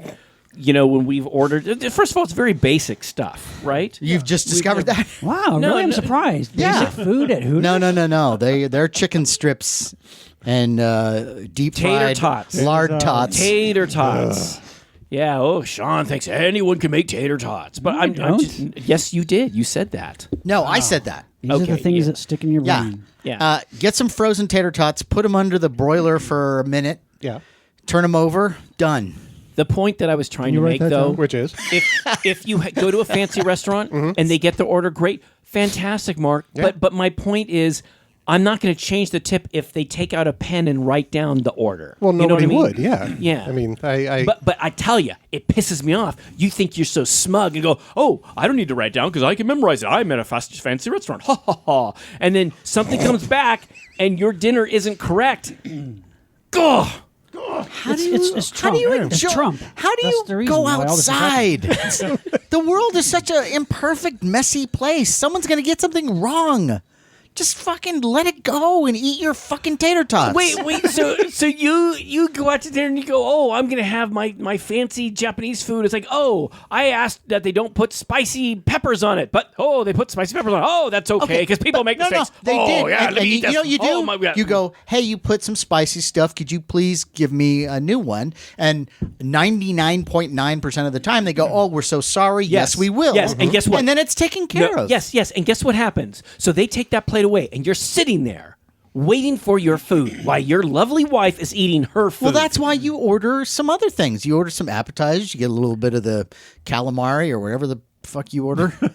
Well, speaking The of someone who has to teach edamame? somebody, okay, oh, well, you just taught me. I guess that's what I need to do. I go out to dinner, I need to say, oh, well, in addition to my meal, All I'm also saying, bring this Larry, out. is you can't you're walking into the Japanese restaurant ready for a fight. You are No, Robert Conrad. no, you know with the, why? with the battery. At the Japanese restaurant, they write dare it you. down. They write it down. But they That's write it down in Japanese. Yes, as long as the Japanese person writing it down knows how to They read don't understand Japanese. a thing you said. Yes, I do. Yeah, the point is See, that someone is writing I it got him on the down. ropes. I got him. Nice. I got him What? confused. On this subject, I will say this: Yes. if you go through drive-through, check what they give you, because a lot of times That's they true. get that This wrong. is true. Yes. That is Yes. true. You're Yes. right. Yeah, absolutely. And there's no excuse for that because you're right there. And it's on a screen. It's on a screen. yeah. So yeah, that's when I don't tip. Do we have a show to do? Unfortunately, we do. No, it's not unfortunately. What, I'm- you don't want to be with us? Is that what it is? No, I want to be with them. The truth comes out. I Yeah. so miss this. Oh, this is so All right. great. I love this. Shall we? Where's the? Let's do it. Where's the skull?